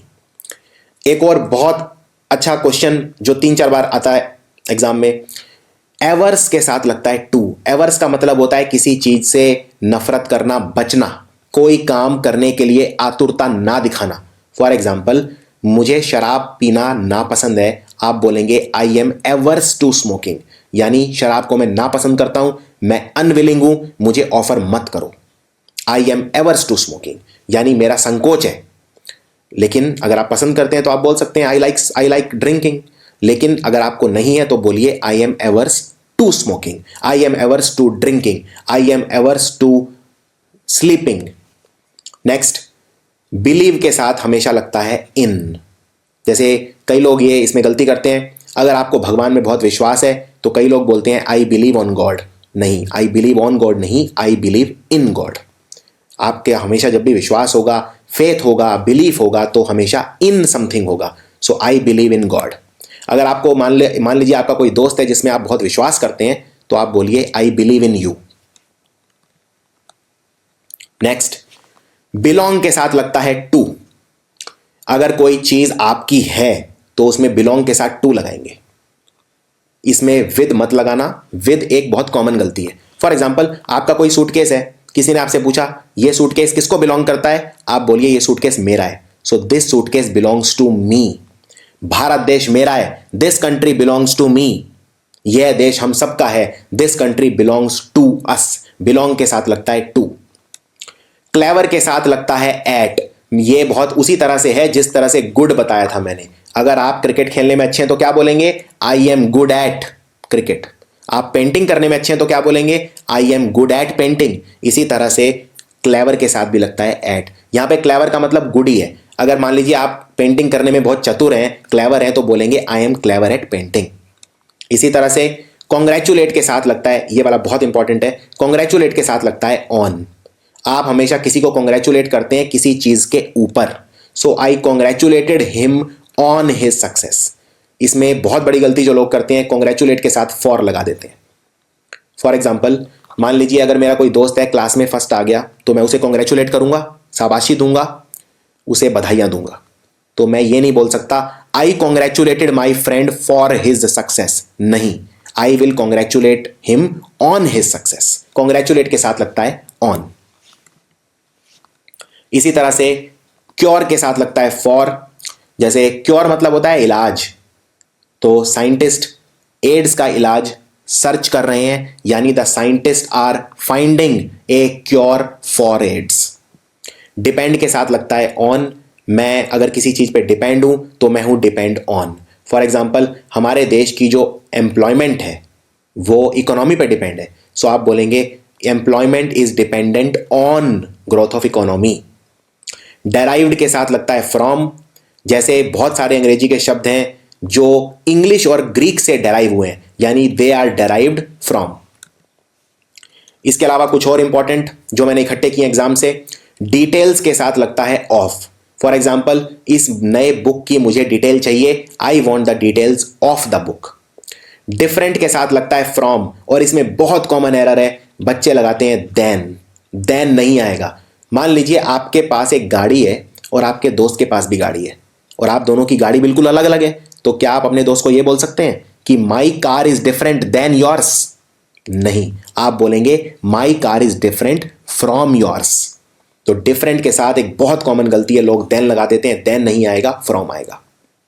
इसी तरह डिवाइड के साथ लगता है इनटू। फॉर एग्जाम्पल, उसने अपनी सारी संपत्ति को डिवाइड कर दिया अपने बेटों में, यानी his property was divided into two parts and given to the two sons. So अगर आप कोई चीज तोड़ते हैं, कोई चीज का विभाजन करते हैं, डिवाइड करते हैं, तो उसके साथ शब्द लगता है इनटू। इसी तरह से ड्रीम यानी सपना देखना, ड्रीम के साथ लगता है ऑफ। फॉर एग्जाम्पल, मैं सपनों में भी नहीं सोच सकता था कि मैं फेल हो जाऊंगा एग्जाम में, तो आप बोलेंगे I could never dream of Fehling. Famous के साथ लगता है फॉर। ये मैं आपको बता चुका हूं, कोई भी चीज किसी चीज के लिए फेमस होती है। फॉर एग्जाम्पल, बनारस जो है वो अपने घाट्स के लिए फेमस है, so Banaras is famous for its ghats. इसी तरह से नोन के साथ भी फॉर लगता है। आप यहां फेमस की बजाय नोन भी लगा सकते हैं, यानी बनारस अपने घाट्स के लिए जाना जाता है। गुड एट मैं ऑलरेडी कवर कर चुका हूं। इसी तरह से इग्नोरेंट के साथ लगता है ऑफ। इग्नोरेंट मतलब कोई चीज इग्नोर कर देना, एकदम मूर्खतापूर्ण हरकत करना, यानी उस चीज पे ध्यान ना देना। अगर आप किसी चीज पे ध्यान नहीं देते तो आप हैं इग्नोरेंट व्यक्ति। तो for example, being ignorant of all the consequences he easily fail into bad habits, यानी कि उसने परिणामों की परवाह नहीं की और वो एकदम इग्नोरेंट हो गया और बुरी आदतों में लग गया। So he was ignorant of the consequences, यानी परिणामों के परिणाम बोलते हैं कॉन्सिक्वेंसेस को, तो वो कॉन्सिक्वेंसेस के एकदम इग्नोरेंट ऑफ था। इसी तरह से इंक्रीज के साथ लगता है इन। जैसे फॉर एग्जाम्पल, हमारे देश में मल्टीनेशनल कंपनियों में बहुत ज्यादा इंक्रीज देखने को मिल रहा है, so there is always an increase in something. इसी तरह से अगर किसी चीज में घटोती होगी तो आप बोलेंगे there is a decrease in something.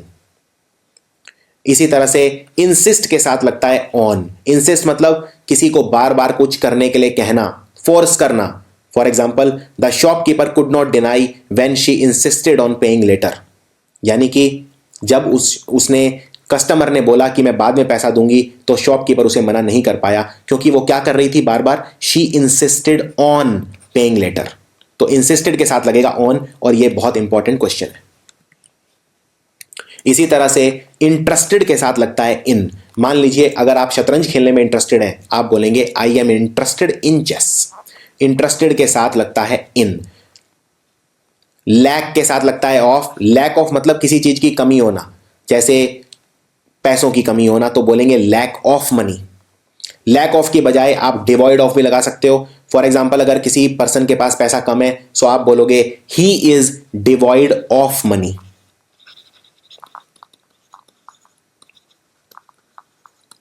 इसी तरह फॉन्ड के साथ लगता है ऑफ। फॉन्ड ऑफ मतलब किसी चीज को बहुत पसंद करना।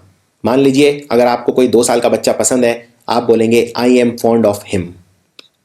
I am fond of him यानी मुझे वो बहुत पसंद है। फॉन्ड के साथ लगता है ऑफ। इसी तरह से एम के साथ हमेशा लगता है एट। आपको इसमें एक काफी बड़ी गलती बताता हूं।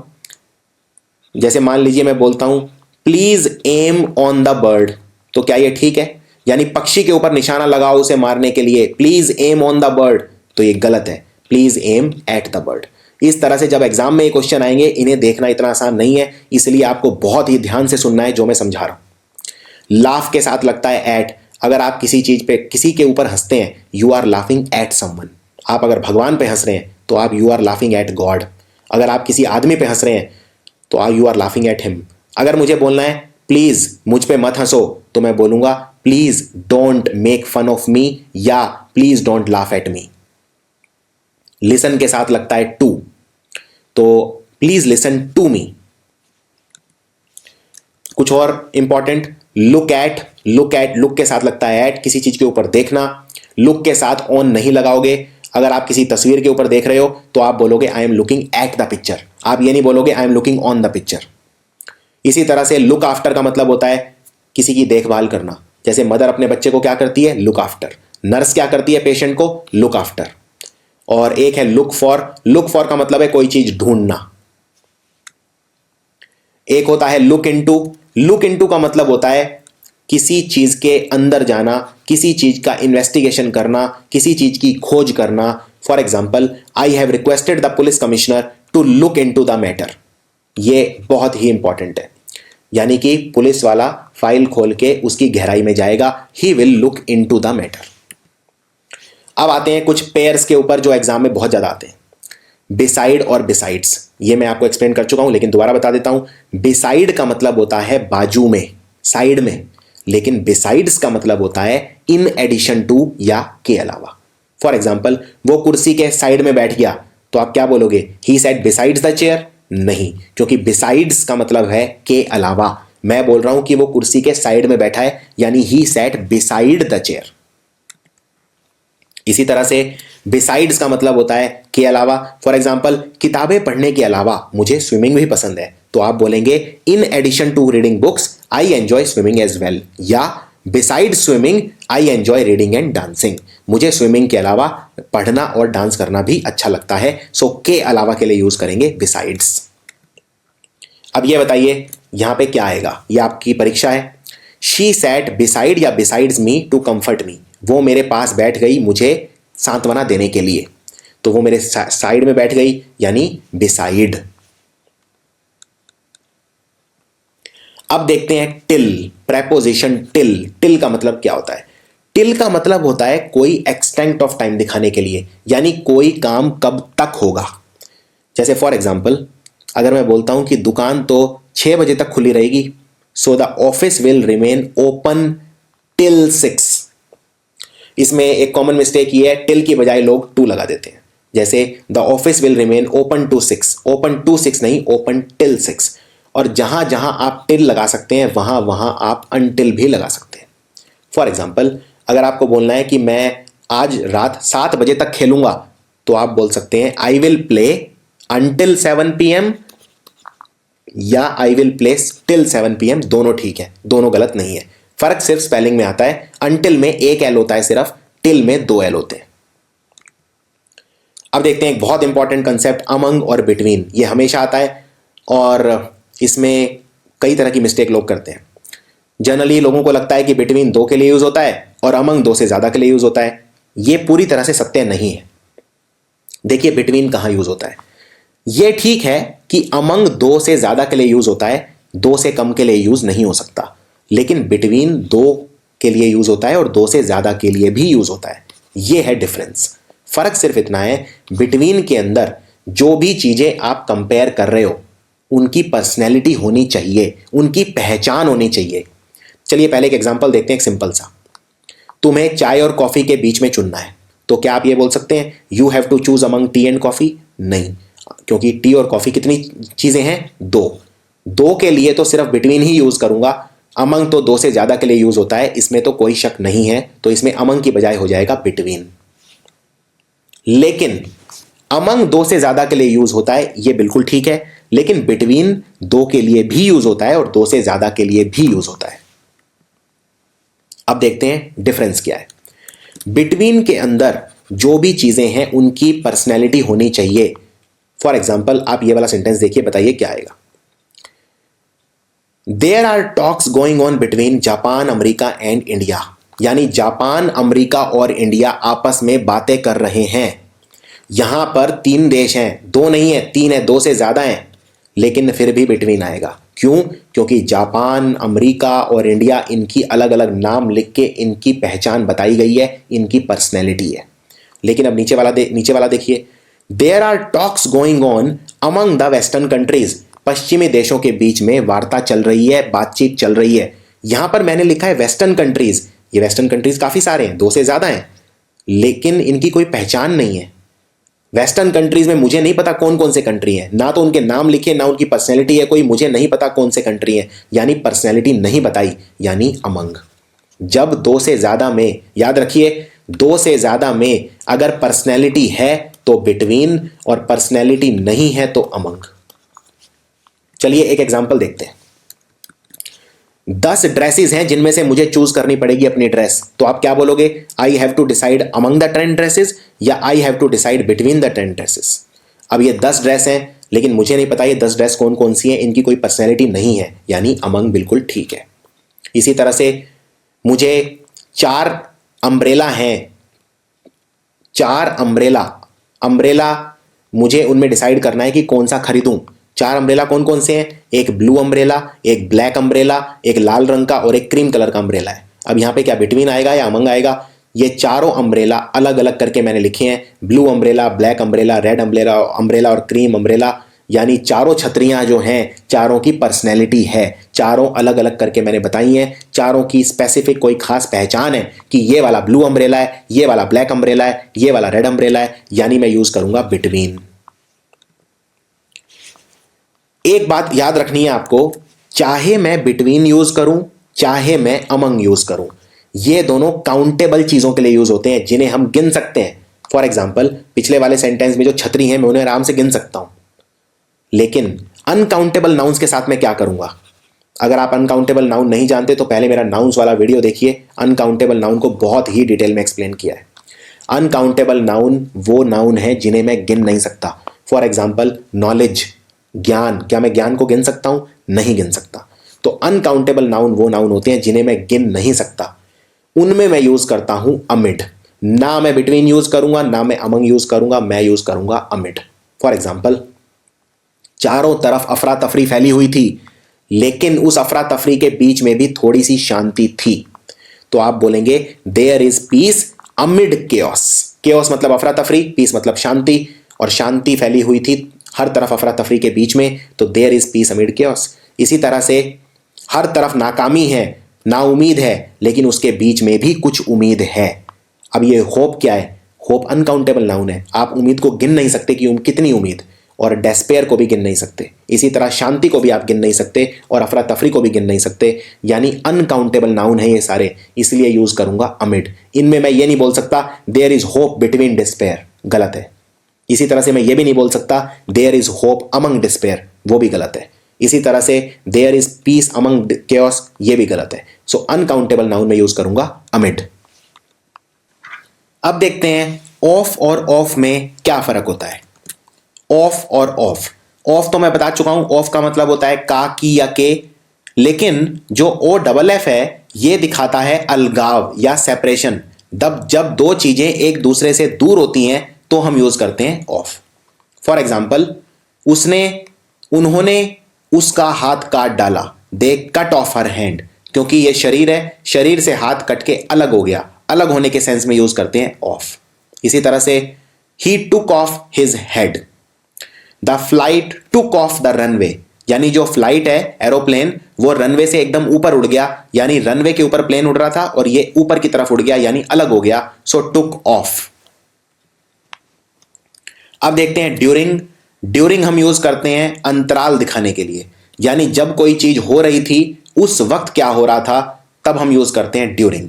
फॉर एग्जाम्पल, जब क्लास चल रही थी तो मैं सो रहा था, यानी क्लास यहां पे स्टार्ट हुई और यहां तक चली और इस दौरान मैं सो रहा था, तो ड्यूरिंग को बोलते हैं दौरान। सो आप बोलेंगे I slept during the class. अब कुछ इंपॉर्टेंट कंसेप्ट, ये शब्द हैं जिनके साथ प्रेपोजिशन टू यूज करते हैं, देन यूज नहीं करते, ये एक कॉमन गलती है।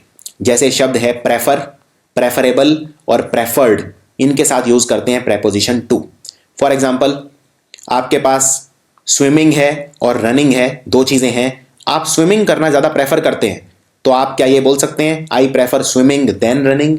नहीं, आप बोलेंगे I prefer swimming to running.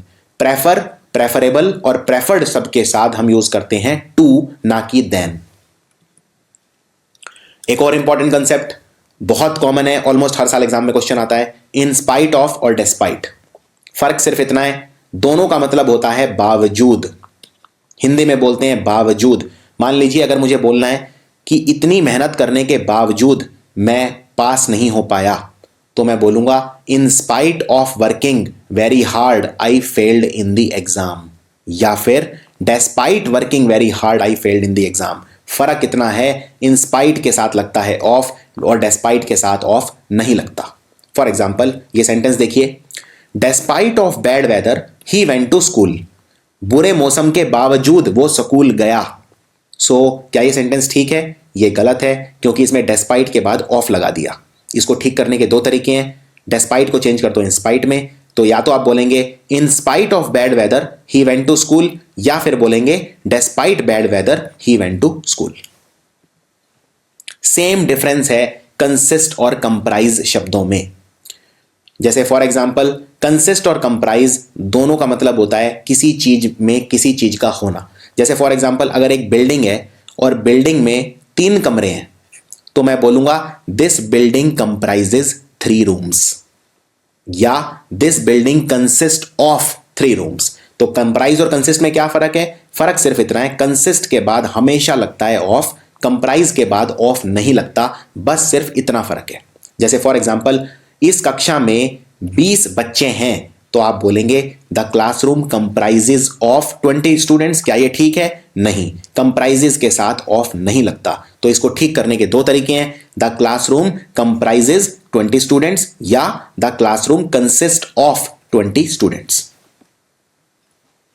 Next है ऑन और ऑन टू। दोनों का मतलब ये होता है ऊपर, पर, लेकिन फर्क है। ऑन टू हम यूज करते हैं मोशन के लिए, जहां पे कोई चीज हिलती है, और ऑन हम यूज करते हैं स्टैटिक चीजों के लिए, रुकी हुई चीजों के लिए। फॉर एग्जाम्पल, अगर किताब टेबल के ऊपर रखी हुई है, तो यानी कि रखी है, मूव नहीं कर रही है, कोई भी इसमें मूवमेंट का भाव आ ही नहीं रहा है, यानी मैं यूज करूंगा ऑन, क्योंकि रुकी हुई है, स्टैटिक है। लेकिन अगर मुझे बोलना है कि वो पेड़ पे चढ़ गया, सो पेड़ पे चढ़ा यानी उसने मूवमेंट करी, उसने हरकत करी, वो चला, वो ऊपर की तरफ उसने मूवमेंट की, यानी मोशन का भाव आ रहा है, यानी he climbed on to the tree. यहां मैं ये नहीं बोलूंगा he climbed on to the tree, he climbed on to the tree. दूसरा, जहां जहां ऑन टू लग सकता है वहां वहां अपॉन भी लग सकता है, तो इसमें एक पॉसिबिलिटी ये भी है, ही क्लाइंब्ड अपॉन द ट्री, ये भी गलत नहीं है। सेम डिफरेंस है इन और इनटू के बीच में। इनटू वहां लगता है जहां पे कोई हरकत होती है, मोशन होता है, मूवमेंट होता है, और इन लगता है स्टैटिक चीज के लिए। जैसे उसने चाबी कुएं में फेंक दी। अब उसने अगर चाबी कुएं में फेंक दी, यानी उसने कोई मोशन किया, कोई हरकत करी, चाबी नीचे गई, उसमें मूवमेंट हुई, सो आप बोलेंगे he threw the key into the well. लेकिन अगर मैं बोलता हूं चाबी घर के अंदर रखी है, यानी वो बिल्कुल अंदर रखी है, कोई हिल नहीं रही है, बिल्कुल उसमें स्टैटिक है, कोई मूवमेंट नहीं हो रहा है, सो आप बोलेंगे the key is in the house. अगला डिफरेंस है इन और इनसाइड के बीच में। दोनों का ही मतलब होता है अंदर, लेकिन एक थोड़ा सा डिफरेंस है, और वो ये, इन हम यूज करते हैं जनरल सेंस में, लेकिन इनसाइड हम यूज करते हैं खास तौर पे तब कहने के लिए जब कोई सीमाएं होती है और उनके बीच में हमें रहना होता है, यानी बाउंड्रीज के बीच में जब हमें रहना होता है तब यूज करते हैं इनसाइड। फॉर एग्जाम्पल, अगर मैं बोलता हूं स्टैंड इन ए सर्कल यानी सर्कल में खड़े हो जाओ। सो आप कैसे खड़े होंगे? ये सर्कल है और मान लीजिए आप 5 लोग हैं तो आप ऐसे खड़े हो जाएंगे घेरा बना के, 1 2 3 4 5 सर्कल के बाउंड्रीज पे आप खड़े हो जाएंगे, यानी स्टैंड इन ए सर्कल, यानी सर्कल बना के खड़े हो जाओ, एक घेरा बना के खड़े हो जाओ। लेकिन अगर मैं बोलता हूं स्टैंड इनसाइड ए सर्कल, इसका मतलब यह है आप ये सर्कल है और आप यहां सर्कल की सीमाओं के बीच में खड़े हो जाएंगे, यानी आप सर्कल की सीमाओं के अंदर हैं, ऊपर नहीं है। So stand in a circle मतलब घेरा बना के खड़े हो जाओ, और स्टैंड इनसाइड ए सर्कल मतलब एक सर्कल के अंदर खड़े हो जाओ, एक सर्कल की सीमाओं के अंदर खड़े हो जाओ, बाउंड्रीज के अंदर खड़े हो जाओ। ये फर्क है इन और इनसाइड के बीच, वरना इन और इनसाइड जनरली सेम तौर पे यूज किए जाते हैं। फॉर एग्जांपल, अगर मान लीजिए कोई गेट पे खड़ा है, आप बोल सकते हैं कम इनसाइड, बिल्कुल ठीक है। आप कम इन भी बोल सकते हैं, दोनों ठीक है। अब देखते हैं डाई ऑफ और डाई फ्रॉम में क्या फर्क है। अगर आप किसी बीमारी से मरते हैं तो आप बोलेंगे डाई ऑफ, और अगर आप किसी कारण से मरते हैं, बीमारी से नहीं, तो आप बोलेंगे फ्रॉम। फॉर एग्जाम्पल, उसकी मृत्यु कैंसर से हो गई, कैंसर एक रोग होता है, so he died of cancer. लेकिन उसकी मृत्यु प्यास से हो गई, बेचारे को पानी नहीं मिला। अब यहां पे थर्स्ट क्या होती है? प्यास। प्यास कोई रोग नहीं है, आप बोलेंगे ही डाइड फ्रॉम थर्स्ट। सो दोनों में आपको डिफरेंस पता होना चाहिए। अगर मान लीजिए कोई डेंगू से मरता है तो आप बोलेंगे ही डाइड ऑफ डेंगू, क्योंकि डेंगू एक रोग है। इसी तरह से he died of malaria. Next देखते हैं अबाउट टू। अबाउट टू का मतलब जब कोई काम होने ही वाला है तो बोलते हैं अबाउट टू। जैसे फॉर एग्जाम्पल, मैं एक नया लेसन स्टार्ट करने वाला हूं, I am about to start a new lesson, या I am about to starting a new lesson, कौन सा ठीक है? तो याद रखिए, यह बहुत ज्यादा एग्जाम में रिपीट होता है। अबाउट टू के साथ कभी भी आईएनजी नहीं लगता, यानी सिर्फ वर्ब लगेगी, आईएनजी नहीं लगेगा। सो सही आंसर क्या है? I am about to start a new lesson या starting a new lesson? Answer है I am about to start a new lesson. जैसे फॉर एग्जाम्पल, कोई नेता है और वो स्पीच देने वाला है, भाषण देने ही वाला है, तो मैं बोलूंगा he is about to deliver a speech. मैं ये नहीं बोलूंगा he is about to delivering a speech. चलिए ये बताइए इसमें क्या आएगा? I am use to play cricket या I am use to playing cricket? मैं काफी यूज टू हूं, यूज टू मतलब मुझे आदत है क्रिकेट खेलने की। So I am use to play cricket, I am use to playing cricket. याद रखिए, यूज टू के साथ हमेशा लगेगा वर्ब प्लस आईएनजी, यानी I am use to playing cricket. इसी तरह से I am looking forward to, this is very important. I am looking forward to read a novel today या I am looking forward to reading a novel today. Looking forward to का मतलब होता है मैं कोई काम करने के लिए बहुत ज्यादा उत्साहित हूं, मैं ये काम करना चाहता हूं, आज मैं एक नॉवल पढ़ना चाहता हूं, एक किताब पढ़ना चाहता हूं। सो क्या बोलेंगे आप? I am looking forward to read a novel today या I am looking forward to reading a novel today. तो हमेशा याद रखिए, लुकिंग फॉरवर्ड के साथ हमेशा लगता है वर्ब प्लस आईएनजी, यानी आंसर है I am looking forward to reading a novel today. चलिए ये बताइए इसमें क्या आएगा? मैं तुमसे मिलने के लिए बहुत इच्छुक हूं, बहुत ज्यादा आतुर हूं, बहुत ज्यादा उत्साहित हूं। I am looking forward to meet you या I am looking forward to meeting you. तो आंसर होगा I am looking forward to meeting you. अब एक बहुत इंपॉर्टेंट कंसेप्ट, इन सारे शब्दों के आगे टू नहीं लगेगा, और बहुत ज्यादा गलती करते हैं लोग, टू लगा देते हैं। फॉर एग्जाम्पल, अगर आप बोलते हैं कि मैंने उसे कहा, तो आप क्या बोलेंगे? आई टोल्ड हिम या आई टोल्ड टू हिम?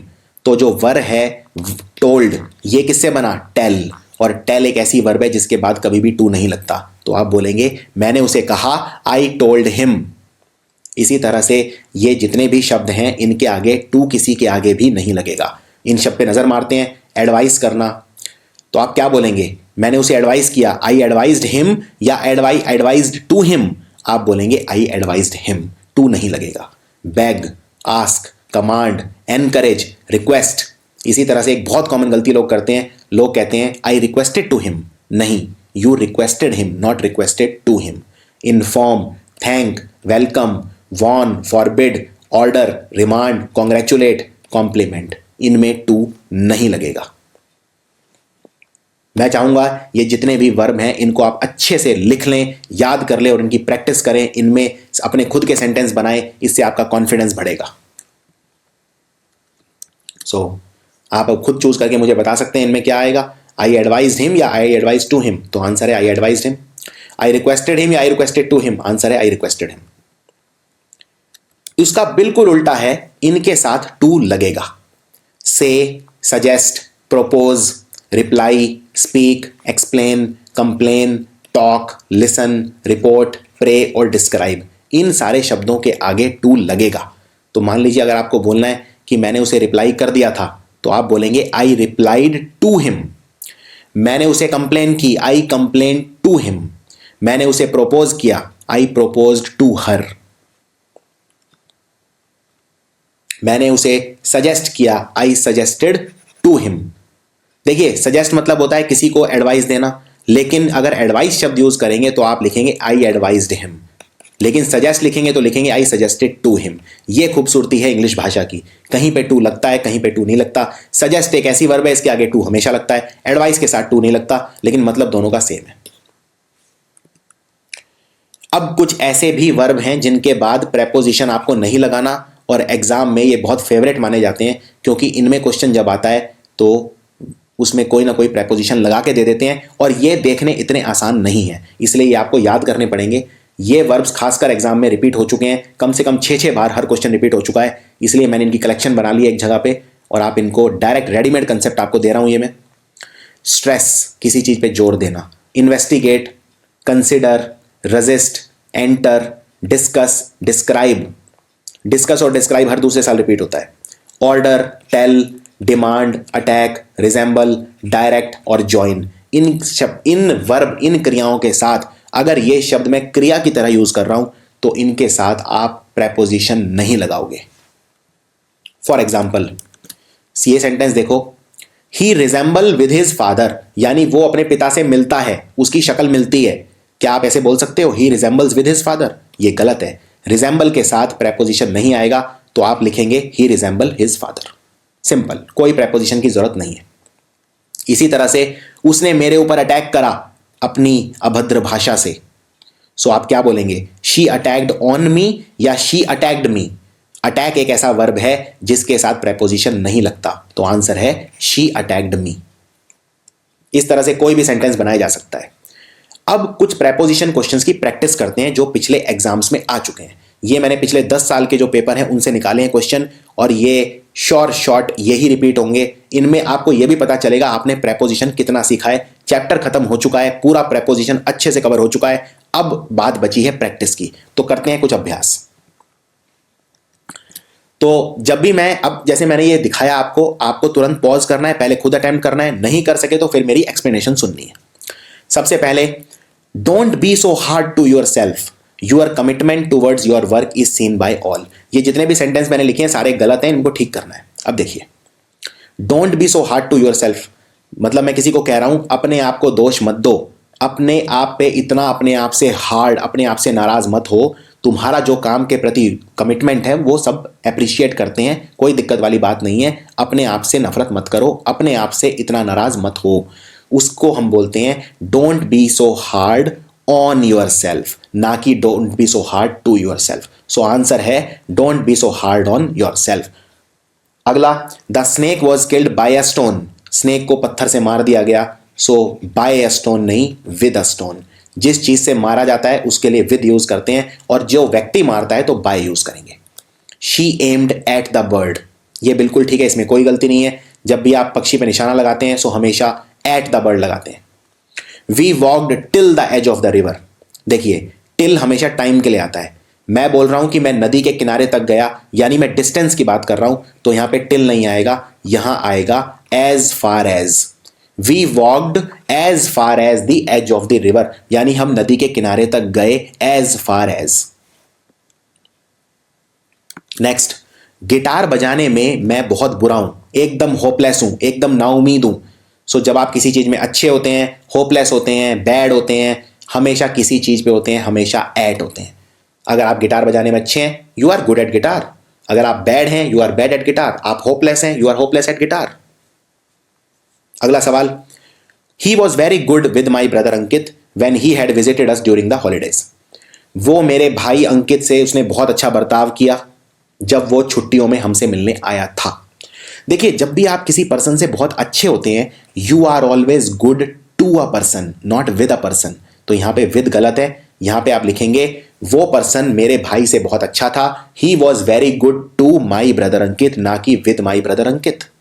मान लीजिए आप किसी पर्सन को बोलते हैं कि प्लीज मुझसे अच्छा बर्ताव कीजिए, सो आप बोलेंगे प्लीज बी गुड टू मी।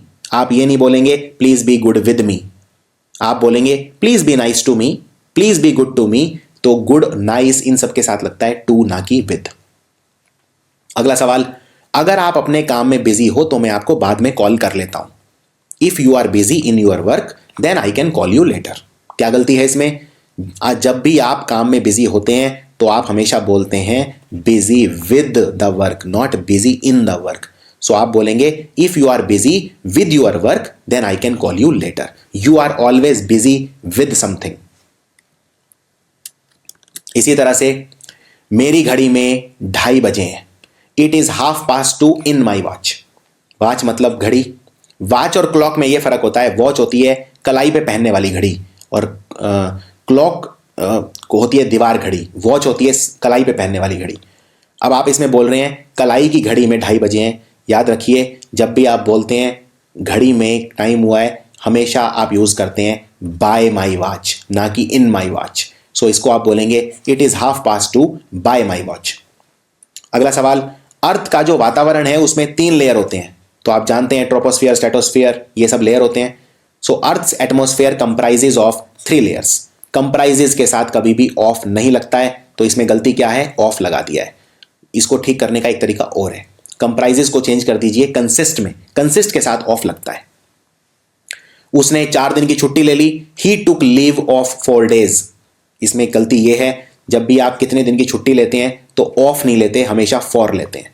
कोई भी काम करने का जो रीजन होता है वो उसमें फॉर यूज होता है। So he took leave for 4 days। Next, children should always listen the advice of their elder and well wisher. बच्चों को हमेशा अपने बड़ों की एडवाइस सुननी चाहिए। सो लिसन एक ऐसा शब्द है जिसके साथ हमेशा लगता है टू, ये हम देख चुके हैं। तो इसका आंसर होगा children should always listen to the advice of their elders. अगला, nobody denies that my ideas are different than yours. कोई भी मना नहीं कर रहा कि मेरे आइडिया और आपके आइडिया डिफरेंट हैं। तो डिफरेंट के साथ कभी भी देन नहीं लगता, डिफरेंट के साथ लगता है फ्रॉम। सो आंसर है nobody denies that my ideas are different from yours. कुछ और अभ्यास करते हैं। It was I who was responsible of making all the arrangements for the wedding. यह मैं था जिसके ऊपर शादी के सारे अरेंजमेंट करने का जिम्मेवारी था। देखिए, जब भी आपके ऊपर रिस्पॉन्सिबिलिटी होती है किसी चीज की, you are responsible for something, not of something. So यहां ऑफ को चेंज कर दीजिए फॉर में। इसी तरह से रवि ने अपने फ्रेंड को कहा कि गाड़ी खरीद लेनी चाहिए। So Ravi told to his friend to buy a car. Told के साथ कभी भी टू नहीं आता। सो आंसर है Ravi told his friend to buy a car. Next, one must always pay with his debit card and not credit card. Pay के साथ हमेशा आता है बाय। जब आप किसी चीज को किसी तरह से करते हैं तो उसके लिए बाय यूज करते हैं। So one must always pay by his debit card and not credit card. Our teacher emphasized on the use of correct grammar. हमारे टीचर ने हमें कहा, जोर दिया कि हमेशा सही ग्रामर यूज करनी चाहिए। सो इसमें आप क्या क्या गलती निकाल सकते हैं? जब भी आप किसी चीज पर जोर देते हैं तो एम्फसाइज एक ऐसी वर्ब है जिसके साथ प्रेपोजिशन लगता ही नहीं है। सो इसका आंसर होगा our teacher emphasized the use of correct grammar. On की जरूरत नहीं है। ओपनिंग सेरेमनी के समय, on the time of the opening ceremony of the theatre a large crowd had assembled. जब थिएटर की ओपनिंग सेरेमनी हुई तो एक बहुत बड़ी क्राउड इकट्ठा हो गई थी। इसमें जब आप भी बोलते हैं कि किसी समय के वक्त, तो हमेशा बोलते हैं एट द टाइम, ना कि ऑन द टाइम। मान लीजिए आप बोलते हैं कि जब मेरा जन्म हुआ उस वक्त मेरा वजन 1 किलो था, तो आप बोलेंगे at the time of my birth, ना कि on the time of my birth. अगला सवाल, the decline of his moral values has caused a lot of pain to his parents. उसके जो संस्कार हैं उनमें कमी आ गई है, इस वजह से उसके माता पिता को बहुत ज्यादा दुख हो रहा है। तो डिक्लाइन के साथ कभी भी ऑफ नहीं लगता है, डिक्लाइन के साथ लगता है in. There is always a decline या rise in something, decline in his moral values has caused a lot of pain to his parents. Without thinking for a moment he entrusted me in all the responsibilities. बिना एक moment समझे उसने मुझ पे इतना ज्यादा भरोसा दिखा दिया और मुझे सारी रेस्पॉन्सिबिलिटीज दे दी. इसको कैसे ठीक करोगे? जब भी आप किसी में ट्रस्ट दिखाते हैं तो एंट्रस्ट जो शब्द है इसके साथ हमेशा लगता है विद. सो इसका आंसर है without thinking for a moment he entrusted me with all the responsibilities. Sudha fell in well and nobody try to save her. Sudha कुएं में गिर गई और किसी ने भी उसे बचाने की कोशिश नहीं की. अब देखिए, सुधा कुएं में गिरी मतलब मूवमेंट हुई. मूवमेंट के लिए इन यूज नहीं करते, मूवमेंट के लिए इनटू यूज करते हैं. So Sudha fell into the well. और आखिरी, I prefer coffee then tea. मैं कॉफी पसंद करता हूं चाय की बजाय. प्रेफर के साथ देन नहीं लगता, प्रेफर के साथ टू लगता है. So I prefer coffee to tea. Suresh अपने काम में बहुत ज्यादा बिजी है. Suresh is busy in his work for his presentation. तो अगेन बिजी आप काम में होते हैं तो बिजी इन नहीं होते, बिजी विद होते हैं. Suresh is busy with his work.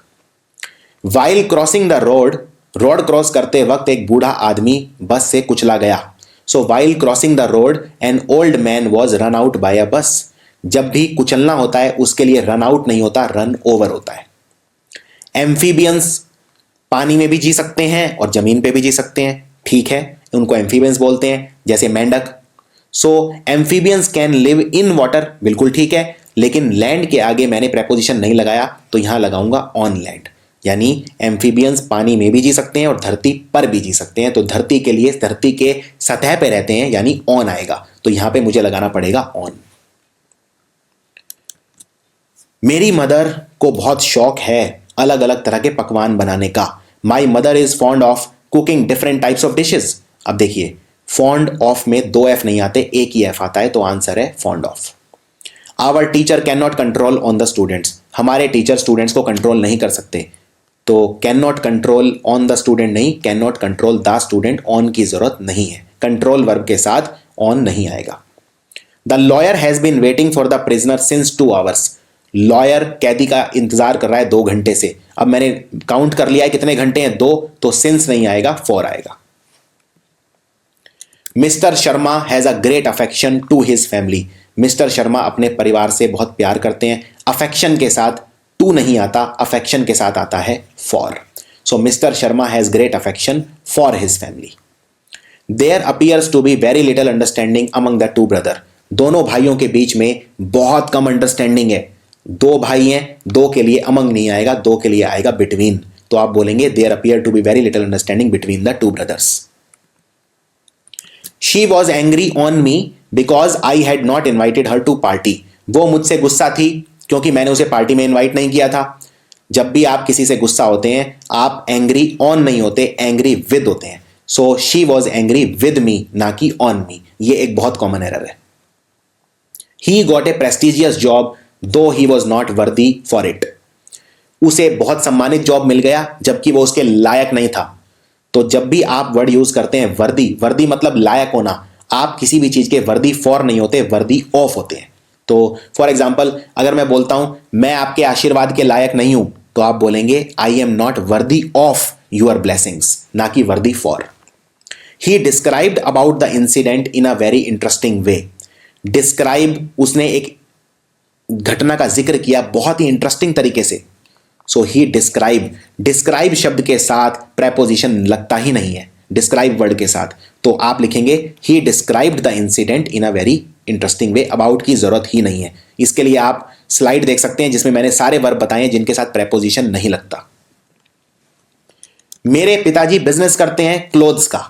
सो इसको बोलते हैं my father deal with clothes. याद रखिए जब भी डील यूज करते हैं तो विद यूज नहीं करते, डील के साथ हमेशा इन यूज करते हैं. आप बोलेंगे my father deals in clothes. Despite of working very hard he still failed. इतनी मेहनत करने के बाद भी वो फेल हो गया. डेस्पाइट के साथ कभी भी ऑफ नहीं लगता है, सो ऑफ काट दीजिए. अगर आपको ऑफ लगाना है तो डेस्पाइट को चेंज कर दीजिए इन स्पाइट में. Ashok married with Rekha last month. Ashok ने रेखा से पिछले महीने शादी की. इसमें विद की जरूरत ही नहीं है इसमें सिंपल है, अशोक मैरिड रेखा लास्ट मंथ।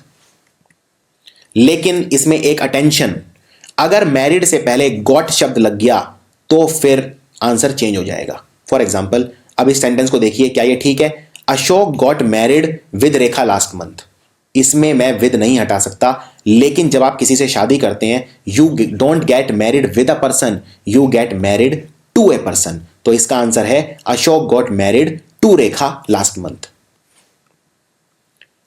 नेक्स्ट है, उसे मॉनसून सेशन अटेंड करने से बैन कर दिया गया।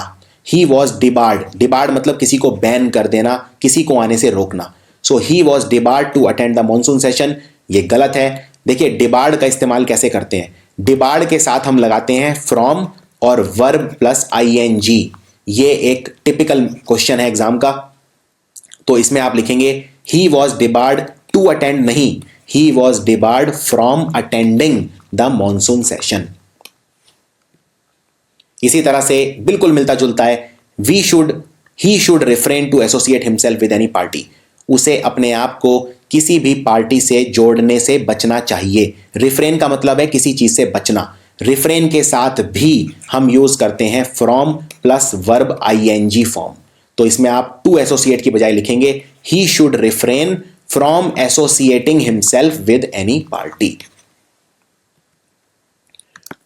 अगला है, हमें इंतजार करना पड़ेगा अपने रिजल्ट का क्योंकि मैनेजर स्ट्राइक पे हैं। So we will have to await for the result as the manager is on strike. ये बिल्कुल गलत है। क्यों? क्योंकि अंग्रेजी में दो शब्द होते हैं, एक होता है वेट और दूसरा होता है अवेट। दोनों में सिर्फ एक ही फर्क है, और वो फर्क क्या है? वो फर्क ये है, वेट के साथ लगता है फॉर, अवेट के साथ फॉर नहीं लगता। इस सेंटेंस में अवेट के साथ फॉर लगाया हुआ है, तो बस इतना ही फर्क है वेट और अवेट में। तो इसमें आप फॉर हटा दीजिए, ये सेंटेंस बिल्कुल ठीक है। We will have to await the result. मान लीजिए आप बोलना चाहते हैं मैं अपने रिजल्ट का वेट कर रहा हूं, तो आप बोलेंगे या तो I am waiting for my result या I am awaiting my result, लेकिन आप ये नहीं बोलेंगे I am awaiting for my result. Next, if you put your heart to it you will be a winner. अगर आप इस काम में अपना दिल लगाओगे तो आप जीत जाओगे। जब भी आप किसी काम में दिल लगाते हैं तो आप काम में दिल टू नहीं लगाते, आप इनटू लगाते हैं। If you put your heart into it you will be a winner. वो 10 मील चला नंगे पैर, नंगे पैर को बोलते हैं, तो इसमें लिखा है ही वॉक्ड 10 माइल्स बाय फुट। जब आप पैरों से चलते हैं नंगे पैर, उसको कभी भी बाय फुट नहीं बोलते, उसको बोलते हैं on foot. Which newspaper do you subscribe for? आपने कौन से न्यूज़पेपर बंधवाया हुआ है घर में? कौन सा न्यूज़पेपर आपके यहां आता है? जब भी आप किसी चीज को सब्सक्राइब करते हैं तो सब्सक्राइब फॉर नहीं करते, सब्सक्राइब टू करते हैं। नेक्स्ट, मैं आपको कॉन्ग्रेचुलेट करना चाहता हूं यूपीएससी एग्जाम में आपकी सक्सेस के ऊपर। सो कॉन्ग्रेचुलेट जब भी हम करते हैं किसी चीज में, कॉन्ग्रेचुलेट के साथ हमेशा शब्द आता है ऑन। सो इसमें लिखेंगे it is my pleasure to congratulate you on your success, ना कि for your success. Next, I will avail myself with this golden opportunity. जब भी आप अपने आप को अवेल करते हैं, अवेल के साथ आता है of. I will avail myself of this golden opportunity. और एक बहुत ही common mistake, she can cope up with any difficult situation as she is a brave girl. वो कोई भी डिफिकल्ट सिचुएशन सह सकती है क्योंकि वो एक बहुत ही मजबूत लड़की है, बहुत ही साहसी लड़की है। सहने के लिए शब्द होता है कोप, कोप अप नहीं होता, कोप के साथ कभी भी अप नहीं लगेगा, तो इसमें यह गलती है। He is accused with committing the murder. Accused के साथ लगता है of, he is accused of committing the murder. He is suffering with flu, वो फ्लू से पीड़ित है, सफरिंग के साथ लगता है फ्रॉम, तो suffering from flu. He needed to go to home as he was sick, वो घर जाना चाहता था क्योंकि वो बीमार था। याद रखिए जब भी कोई घर जाता है अपने खुद के तो कभी भी टू नहीं लगता। सो इसमें आप बोलेंगे he wanted to go home, इतना काफी है, टू की जरूरत नहीं है। Those who are in power have to be sensitive of the sufferings of the poor. यानी कि वो लोग जो ऊंचे राजपद पर बैठे हैं, सिंहासन पर बैठे हैं, सत्ता के गलियारों में बैठे हैं, उनको गरीब लोगों का दुख समझना चाहिए, उन्हें सेंसिटिव होना चाहिए। तो आप किसी चीज में सेंसिटिव ऑफ नहीं होते, सेंसिटिव टू होते हैं। सो इसका आंसर है those who are in power have to be sensitive to the sufferings of the poor. हमने सोचा था ट्रेन लेट हो जाएगी, लेकिन वो बिल्कुल टाइम पे आ गई। So we thought that the train would be late but it arrived exactly in time. याद रखिए, जब भी कोई चीज टाइम पे आती है तो इन टाइम नहीं आती, ऑन टाइम आती है। एयर हॉस्टेस ने कहा कि जल्दी से प्लेन में चढ़ जाओ वरना प्लेन उड़ जाएगा। So the air hostess told him to get in the plane or else it would take off. याद रखिए, जब भी आप प्लेन के अंदर चढ़ते हैं तो आप इन द प्लेन नहीं चढ़ते, आप ऑन द प्लेन चढ़ते हैं। और ये क्यों? गाड़ियां दो तरह की होती हैं। एक वो गाड़ी जिसमें आप डायरेक्टली जाकर सीट पर नहीं बैठते, पहले आप थोड़ा सा चलते हैं फिर जाके सीट पे बैठते हैं, उनमें आप यूज करते हैं ऑन। जैसे प्लेन हो गया या बस हो गया, इनमें आप ऑन यूज करेंगे। लेकिन क्योंकि बस के अंदर भी आप डायरेक्टली जाके सीट पे नहीं बैठते, पहले थोड़ा सा चलते हैं चढ़ के और फिर अपनी सीट पे बैठते हैं। इसी तरह प्लेन में भी आप थोड़ा सा पहले पैदल चलते हैं फिर जाके अपनी सीट पे बैठते हैं, उनमें हम यूज करते हैं ऑन। लेकिन उन गाड़ियों में जिनमें हम सीधा दरवाजा खोलते हैं और जाके सीट पे बैठ जाते हैं, जैसे कोई भी नॉर्मल गाड़ी होती है, उसमें हम यूज करते हैं इन। सो अगर मान लीजिए आप गाड़ी के दरवाजे पे खड़े हैं और आप अपने दोस्त को बोल रहे हैं कि गाड़ी में जल्दी बैठ जाओ, तो आप बोलेंगे गेट इन द कार। लेकिन अगर आप बस में हैं और अपने दोस्त को कह रहे हैं जल्दी से बस में चढ़ जाओ, तो आप बोलेंगे गेट ऑन द बस। अगला सवाल, there is a need of strong laws in the country. हमारे देश में सख्त कानून की जरूरत है। याद रखिए, नीड जब किसी चीज की होती है, जरूरत होती है, तो नीड ऑफ नहीं होती, नीड फॉर होती है। तो आप बोलेंगे there is a need for strong laws in the country.